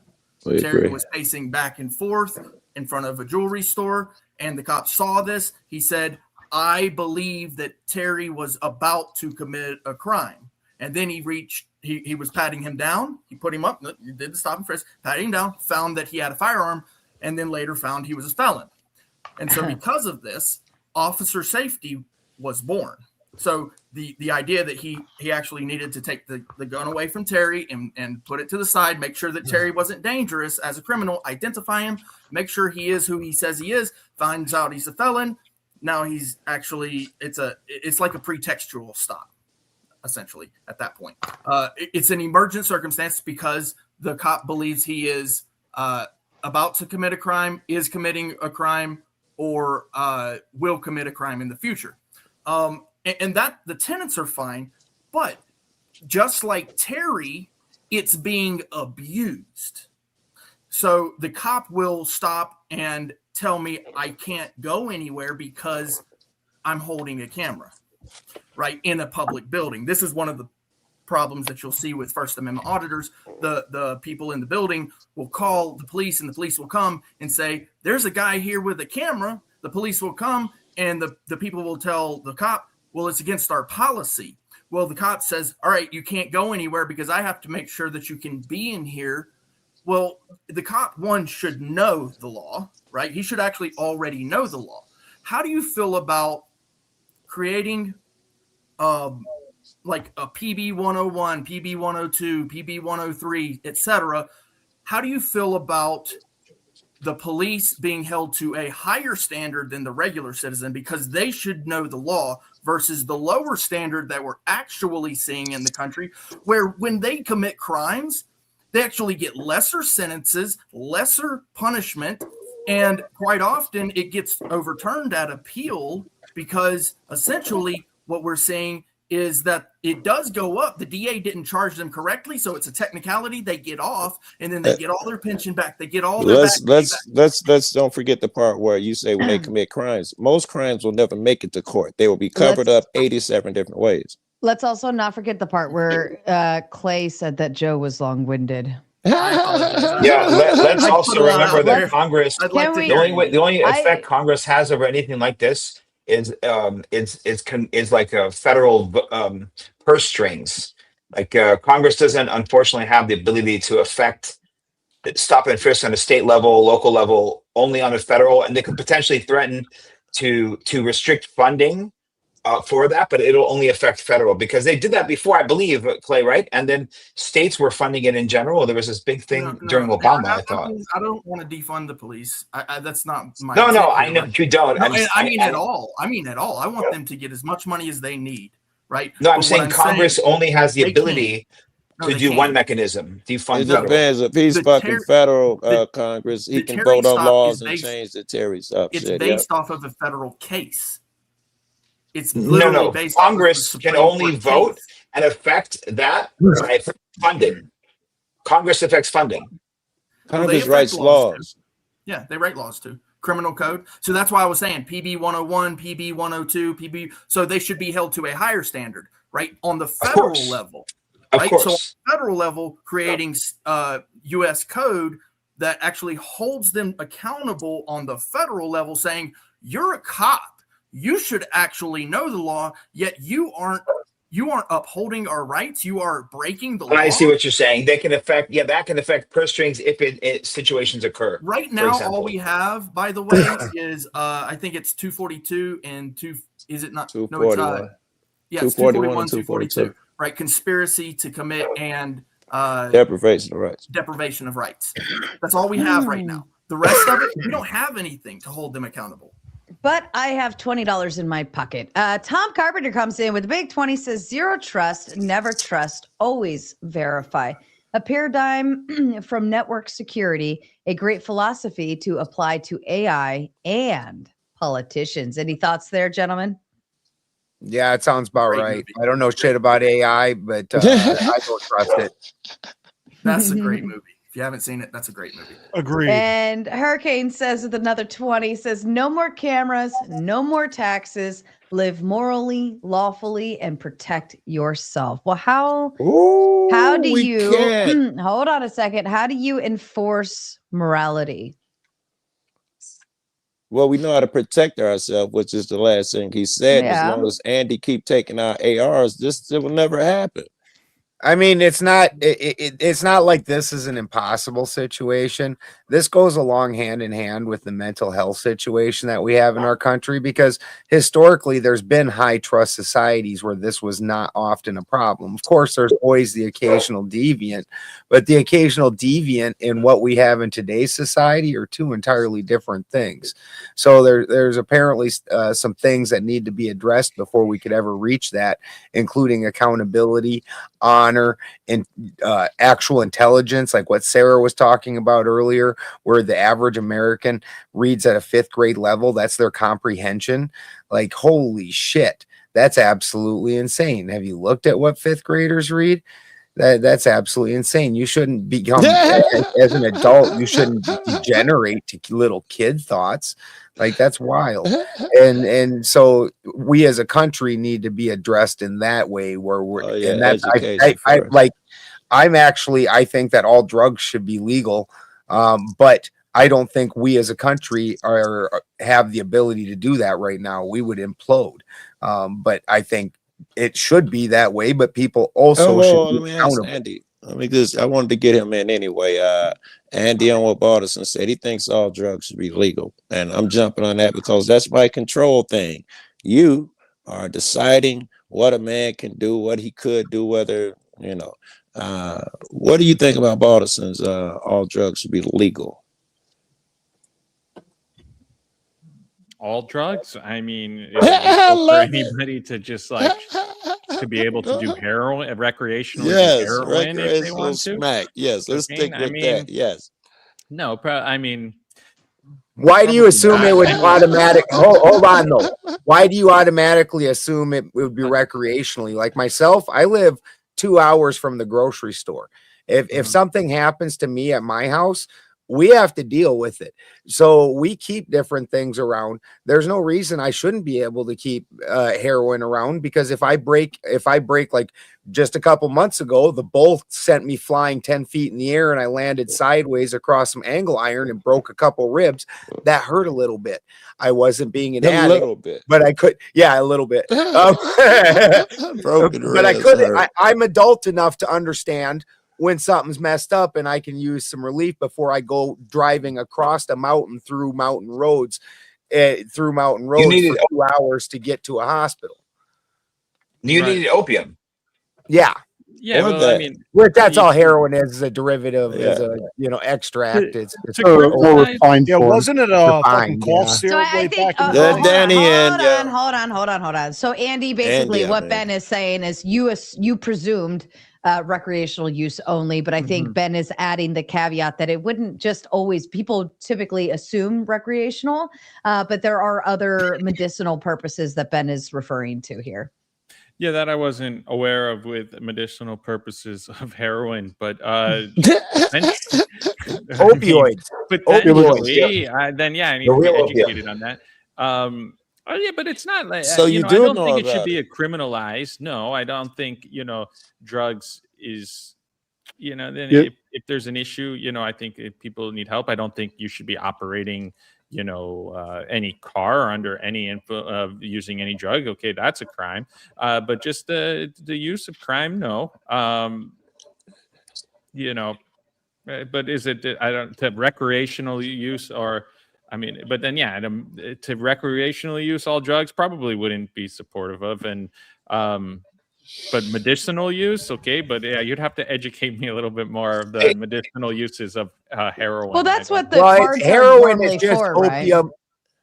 Well, Heroin is just opium derivatives. So back in the day, laudanum, it was called laudanum, and now we have Oxycontin and all the other opioids. And the only difference between those and heroin is a slight molecule adjustment. So that way they can patent it. And instead of being the plant medicine, which is doing basically the exact same thing. So you understand that they have all these prescriptions are just a derivative of these actual plant medicines, and the plant medicines you can't patent. Andy, are you familiar with morphine? Not first. Do you know what it is? Yes, I'm not I know asking what it you. is. I mean, Okay, morphine's derived from heroin. If it comes from the earth, it's generally okay. If it's made in a lab, that's potentially questionable. Question, guys. Man-made, For- no earth, God-made, okay. Opium in Afghanistan is called Tariq, and if you haven't experienced it in the raw form, then you should. But one thing, guys, don't you guys all? This is a question for everyone. The problem with opinions America, right? expressed on this panel are not necessarily those of the show. All right, continue. Right. It's legal. But here's the question. In America, we have crazy amount of drug use, like prescription drugs, right? Psychoactive drugs, SSRIs, all that shit. You guys realize that as a country, we would fucking implode immediately if people would have no idea what mixing. Like, you take an antidepressant pill that you've been on 12 years, and even if you mix it with alcohol, you have a big problem. Imagine someone decides to go and mix it with, oh, what's this? Oh, it's cocaine. Oops, it's ketamine. And you know what I mean? Like, we're on I would say that we have to clean up our pharmaceutical addiction in this country first before we open up to the plant medicines, which I think would be the future of our country. Like, everyone I know is on everything. That's what I'm saying. We would need to have a transition as a public. Transition is a great word. Responsible enough to do that. But I think ideally we are a responsible enough public that I can manage to not have things around my house. I can have a bottle of Everclear that sits in my house and I only use it for cleaning things. Somehow I manage not to go chug it. That it's the way it works. Yeah. I'm an adult. You do things responsibly. That's what being an adult is. Andy, what if Ben, because he has them broken ribs, he went out and got him a bag of smack, but he's an adult and he's using it for pain. When he get caught on the street with that bag of smack, it's a big bag. He way in the country. He's got a really big bag. How much time in jail do you give poor Ben? Jeez. Well, he's not a lawyer. He's not a lawyer. You have to make in Congress. He writes the law. No, he it's can not. get bit off right now. Well, Or he can slap him right now. One thing we have to consider, it's the distribution. It's the distribution. So I actually thought about this recently because I have somebody that wants to do this debate prompt, and I was thinking who would be against legalization of all drugs, because I have two people that want to do the legalization. And I was thinking, well, what would the argument be, right? And it's not necessarily the idea that if I was like Ben and had opioids sitting in my house and I use it on my own time, on my own way, yada, yada, yada, that's one thing. I mean, there's no reason the cops are going to come into my home unless I'm doing something actually illegal outside of my home. I had to drive to the house with this shit. Let me get to my point, Joe. All right. But it's the distribution thereof that is the bigger problem, right? But what if you grow the shit yourself? Just like Andy said, if it's comes from the ground, so on and so forth, and you know how to process it and turn it into whatever it is you need to turn it into. That's one thing, right? Because you're doing something within your own home. However, not the average crackhead knows how to grow crack in his own home. Okay. I don't know. They don't know how to make it. Poppy They don't know how to do it. If I was a heroin I know how to milk everything. I can milk anything. Poppies, no problem. My point is this is where the distributors come in, and this is where things go black market style. This is where fentanyl gets fed into things that kill people get fed into things. People they're not utilizing the drug as a way Good point. that it's meant to be, right? Because if you were, you would be home growing it. You would be processing it yourself. You would have an appreciation for the medicinal purposes of it instead of just going and seeing Joe Blow down on the street corner and say, give me my smack, right? There's a big stark Sarah, difference between the distribution and somebody growing pot or something in their own home. I want to ask you what that distribution looks like, but I want to give you a second to think about it because I want Andy. Did he cut out? A little bit. No, you cut out. Probably a sign. I don't think that very he's good. supposed to be Very talking good. about like drug policies all day. Like All right, I Congress gotta doesn't drop. really. Can y'all hear me? Okay. Yeah, we can hear you now. I'm not a lawyer. I'm not a lawyer, so I wouldn't. I would need to know the whole. I would need to know the entire argument. Yeah. Mm-hmm. The funny thing is, I wasn't even trying to make this side quest. I was just using it as an example of what we can't have because we're an irresponsible society. Well, one of here's the a question for problems here Joe. too is So much like marijuana. The plant is not legal. The plant itself, right? So what the federal government has done is they actually have illegalized or criminalized the actual growing of the plant itself, which is insanity. Crazy. They start telling the people that they can't grow a plant. Well, and so this comes down to my right to privacy within my home. So we have laws in place within our amendments that are reflected via the Supreme Court that show like what somebody does within their home is not the business of the government, right? Behind closed doors kind of concepts.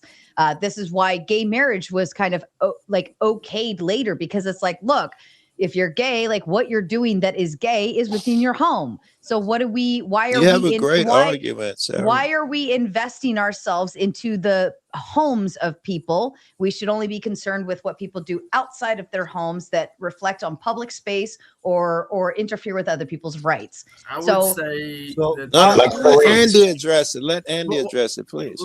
Well, there are some things in the home that you Brick, don't I want. see you every day. Can y'all hear me? Yeah, we can hear you. Can you let Andy address it? I see you all the time. Yeah. What's the question? Yeah. She's asking when going to people's home, what if some guy Ben is making the poppies at home? To stick with our analogy, what do you think about somebody going in there and giving them time for that shit? I mean, why Bro, are you we got to just be more randomly- specific. You're asking. I don't. Apparently, he's answering the question There's already. legal search and seizure, Apparently, it illegal worked. search and It seizure. worked well. He was. You're not going to answering the get someone to question. come on here and just be like, "Hey, what if all of a sudden?" No, legal really, he was search and seizure answering it warrant, before you interrupted. illegal seizure. Which one is it? Andy? Yeah, I mean that's where my mind was too. I mean, why are we just randomly searching people's homes for things? Right? Yeah, So, I mean, you saw the poppies there in the backyard. Make it easy for you. A congressman saw the poppies in the backyard of someone's house. You had a Talking to Andy Pimp, I love you, but love you too, but you gotta be specific. Yeah, I don't. If I were talking to you, perhaps I would have to be. Joe. 1 second. All right, I'm going to take hold here. Joe, what he said, what Shaman's trying to iterate to you is that your hypothetical doesn't make sense. Andy is not. Care. Hold on, listen. Andy's not a cop. All right, he's running for Congress, attorney. right? That's a totally different world. I didn't know he wasn't a cop. Listen, if you want to ask kind of like more amendment based questions or things that surround more policy, procedure, so on and so forth, I can understand that. Right. But I wouldn't say like, oh, well, Andy, if you saw something in the back of somebody's yard, what would you blah, blah, blah, blah, because that's not the position he's going to be in. Okay, that- Yeah, great. Sarah, just one. I was Great, Joe, great, real quick. I great was that asking you to be don't think my specific. question Can applies you and be you don't like specific? it. I Because could we're not care less. We I don't have my want. own agenda I here. do I'm care. trying I to do find care out the because I'm the one man's who brought him heart here. below So your me and stop question, you need to interrupting be very me. specific. all right. Meaning, All right. All right. All right. All right. I will be specific for clip him. this shit out of order and I ruin got the you. I entire got you, Omar. campaign. So I'm asking you, Joe, as a friend, give specifics so we don't get clipped out of the wrong way. That's all. I know what his argument is. I will actually ask it the way the policy. No, I love Joe. I'm I'm not just saying, interested. Stop be disregarding specific. me like I'm not here. I'm not a fucking child. We're talking about you. about What are you talking policy. about? I'm trying to talk to You're asking Andy, if and I you can- niggas want to interpret for me. That's Hold three on, people hold so on, far. hold on, you to interpret. hold on. All right, stop, all of you. Now, number one, I said very specifically, maybe Joe, you didn't hear it, but one thing I did say earlier was we're not going blood sport tonight. Number This two, is me being kind as fuck, stop. yo. Hold on, please, Joe.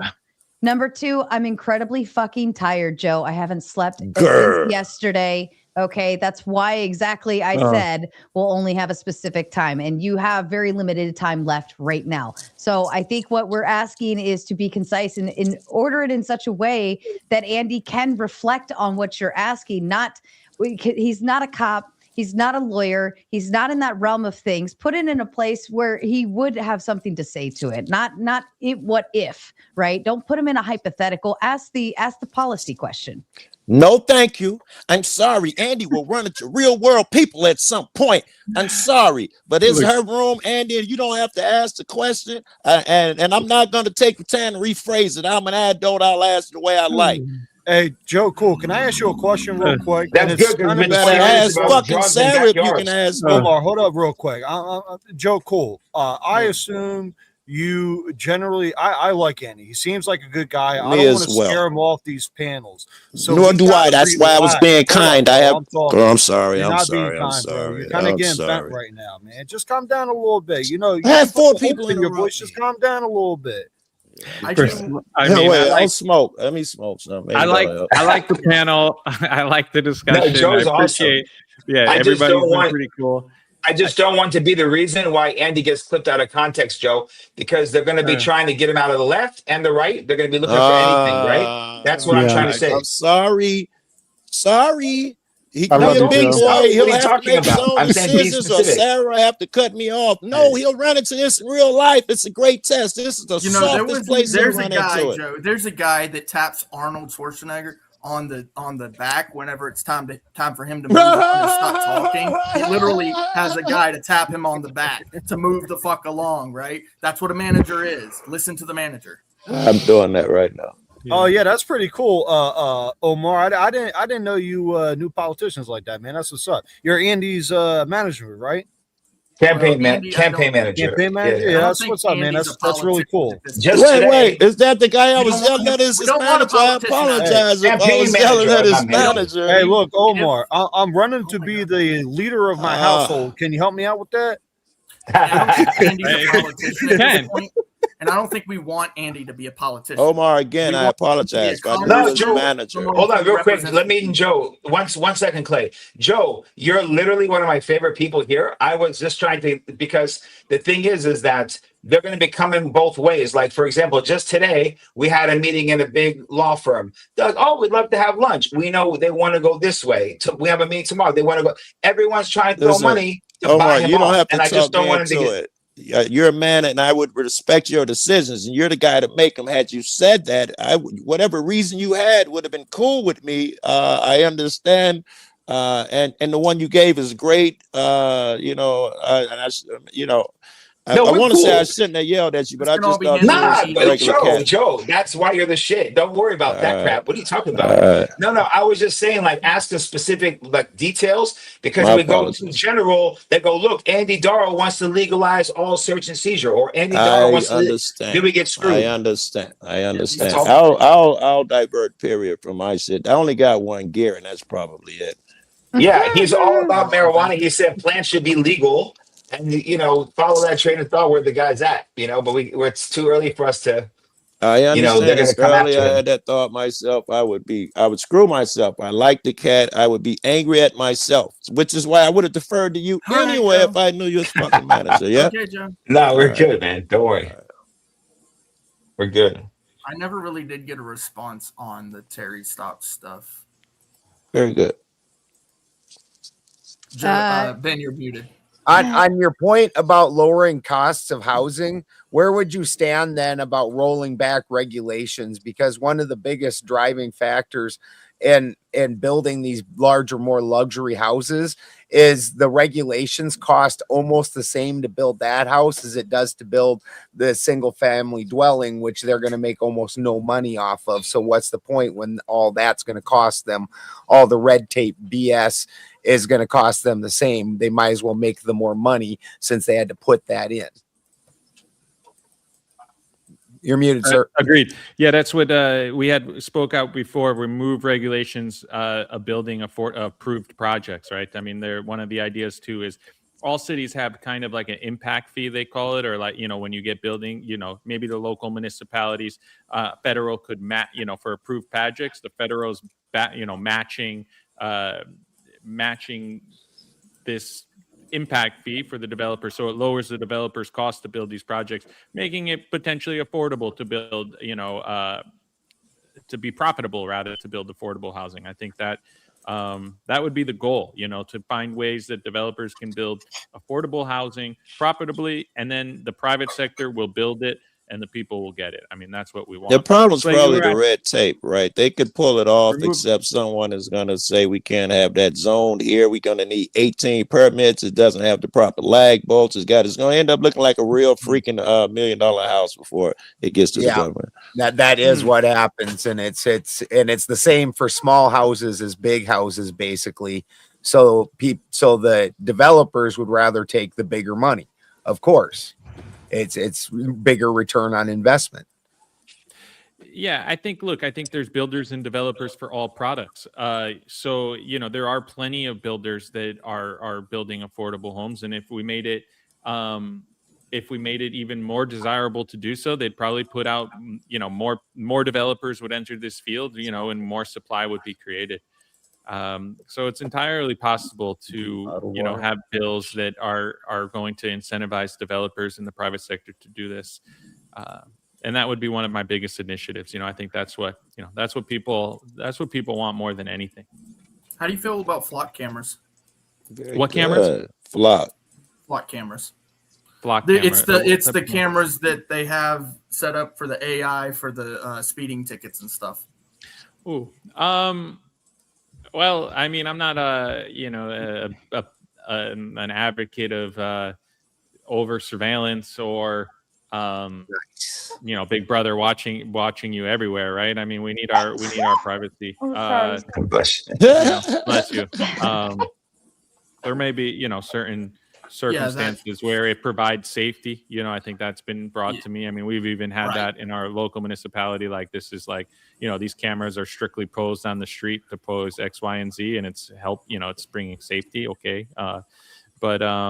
Yeah, I mean, this is definitely something that's becoming more relevant now with Palantir and all the extra surveillance we have. That's what it is. They're loaning it out to other people, and other people are getting to use what their technology. Private industry. Yeah, I think this brings us to that broader conversation of the balance between security and liberty, right?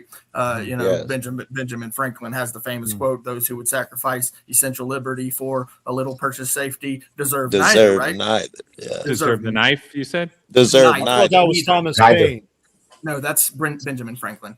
Neither. Okay. Neither. Oh, okay. Neither. So essential liberty. Oh, the 9. Oh, yeah. Right. Essential liberty, not just any. Essential security. Essential.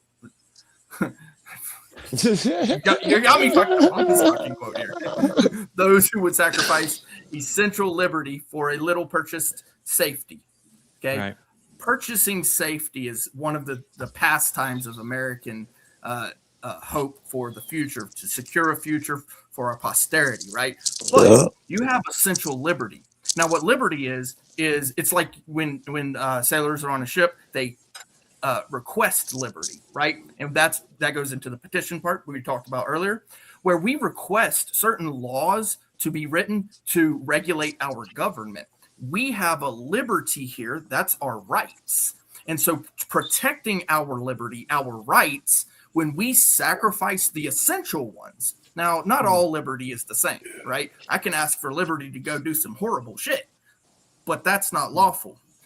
The essential liberties are lawful. So when we sacrifice our rights, which is those essential liberties, the regulation on the government, for a little purchased safety, that is these flock cameras, to surveil us, Big Brother watches us, then they get all our personal information. I take my credit card out of my wallet. Guess what? There's a camera watching, goes into a big data center. And by the way, we got to pay for that as well. So we're paying for our own demise at that point.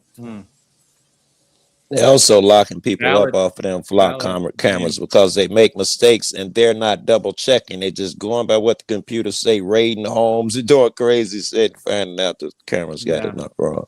Yeah, the safety and security would have to be clearly out and undisputable, I guess, for it to make sense, right? I mean, if there were undisputable safety measures that were added to the public by putting this camera here and that was explainable and agreeable, then yeah, okay. I mean, we can probably get on board with it, but otherwise. But that is the inch by inch that they've taken, like something like seatbelts. I get at it. one point was that thing. Like now the government says I must wear a seatbelt because the government says I need to in my own car doing what I'm doing. And now they get to track me and everything else. And along with these flock cameras, they're also coming out with trucks that record you and report and everything. And as these guys said, there's already a bunch of civil suits out there because the information, sometimes for them, 2 and 2 equals 5.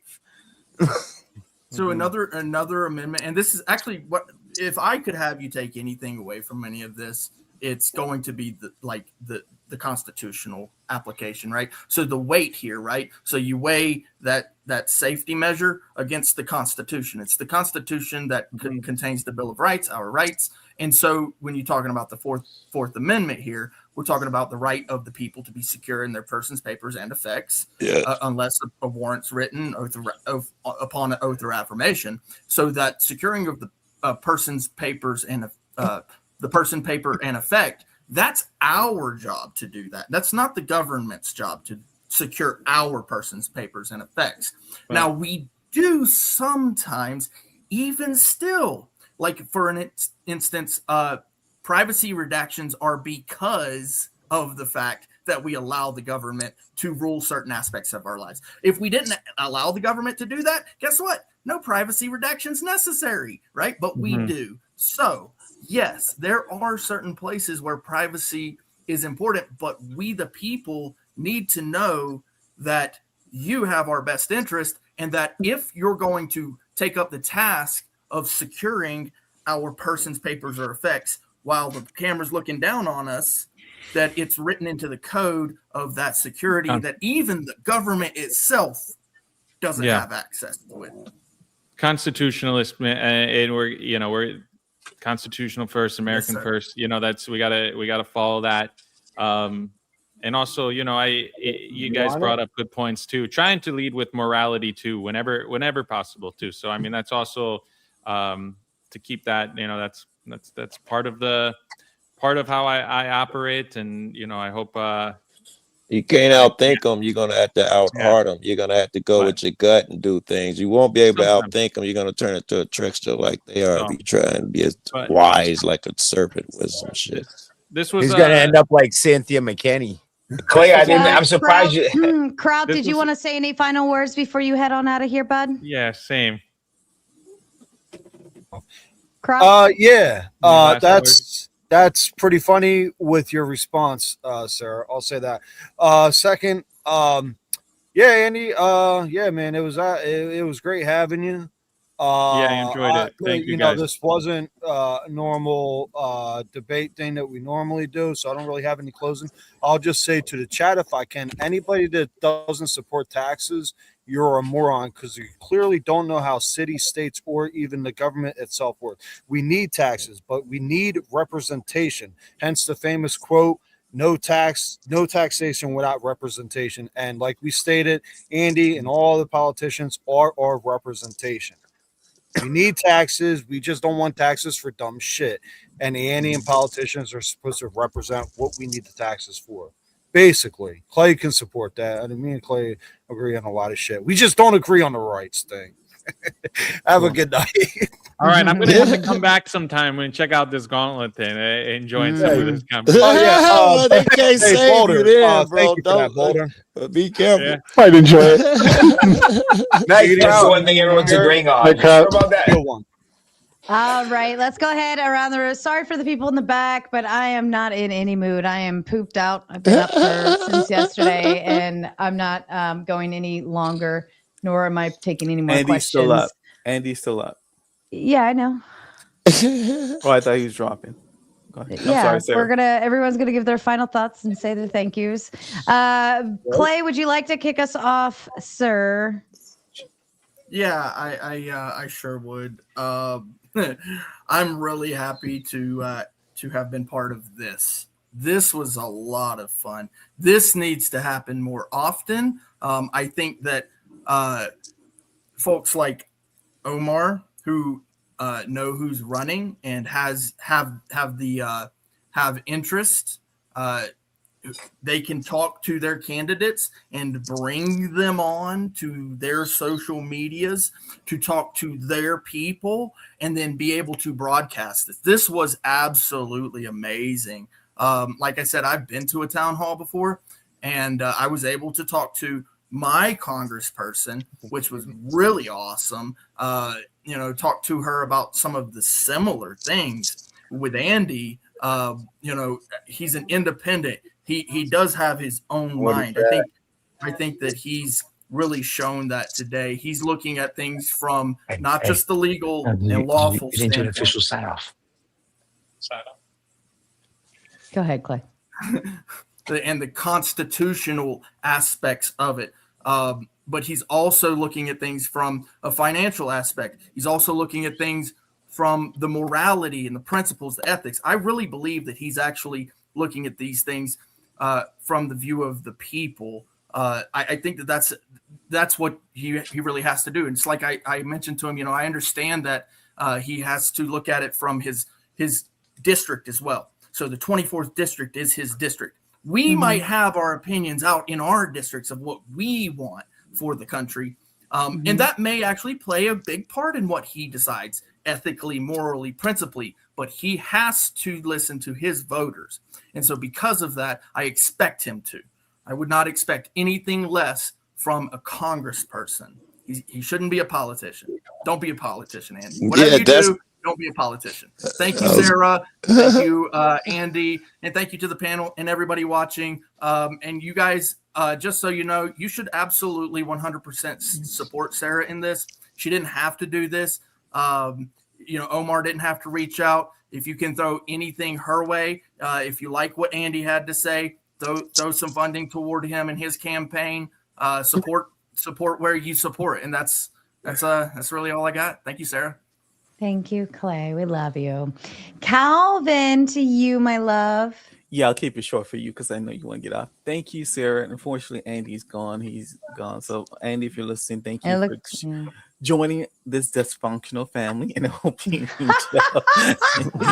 No, this is the best family ever, Calvin. What are you talking about? Big wreck.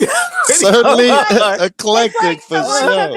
It's like someone took a bag of Skittles and a bag of M&Ms and threw them in a bowl and said, "Go." Where else could you? Where was Effigy tonight? Effigy he was in the chat earlier. Okay, he was in the chat earlier. Could have used him. All right. Thanks, Sarah. Absolutely. And to you, please. Thanks for having the panel tonight, Sarah, especially given how tired you are. Thanks everybody who showed up. Thanks for Andy for coming over. It's interesting to be able to have direct access to even an aspiring politician like that. Anyways, everyone else, thank you for your supporting the channel, and don't forget to tip your Sarah on the way out and fuck off. Thank you, Ant. For the win, your thoughts, please, sir. Thank you for staying up with us, Sarah. We appreciate you.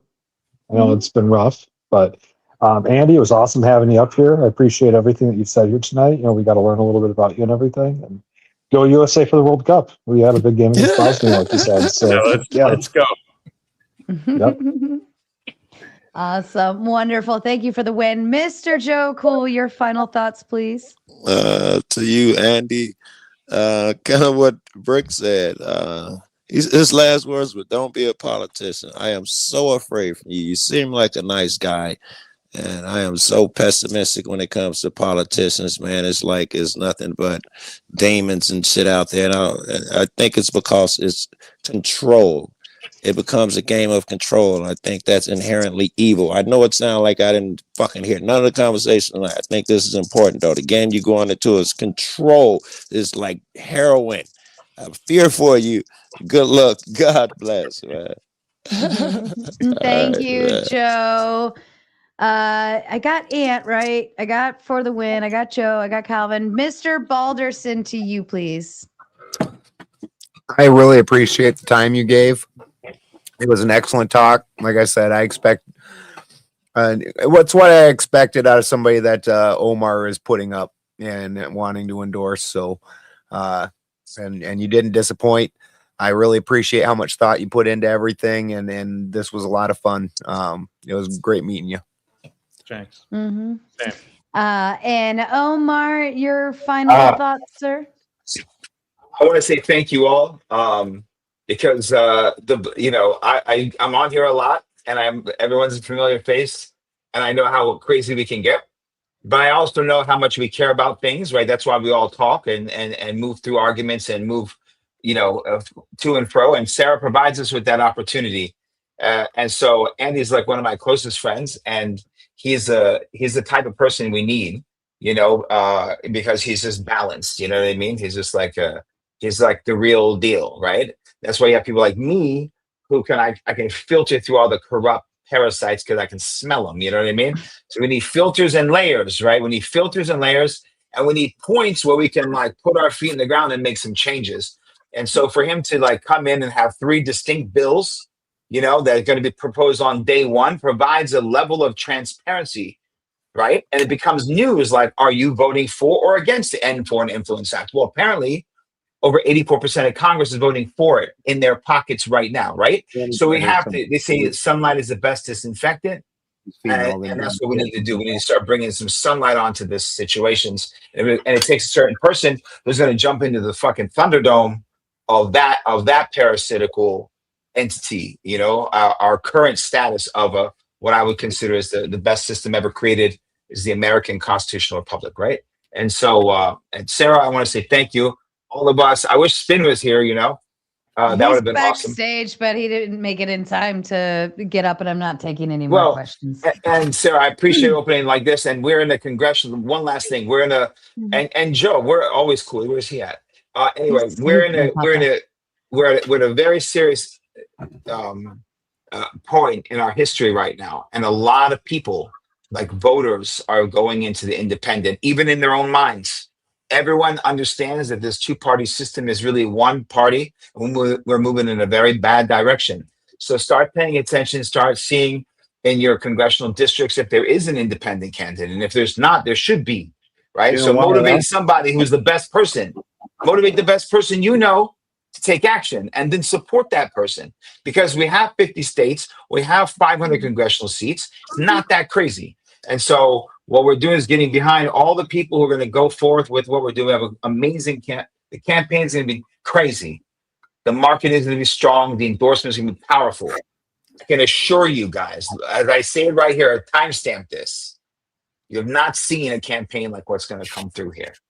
All right? So buckle up. And Sarah, and I look forward to bringing the debates here on this stuff. Let's get this congressional debates going with the 2-party systems, independent candidates, and bring them into the blood sports. This is going to be we're in a congressional election year. It's showtime. Let's do it. Let's because no more pretending like we're different. Oh, I know what you mean. No. Let's show them for what they really are. Fair enough. Let's OTVO. Shout out to you, sir, with the Big 20. Always listening. Happy to see Andy also brought his ears. Win stream. Happy tomatoes to you, OTVO.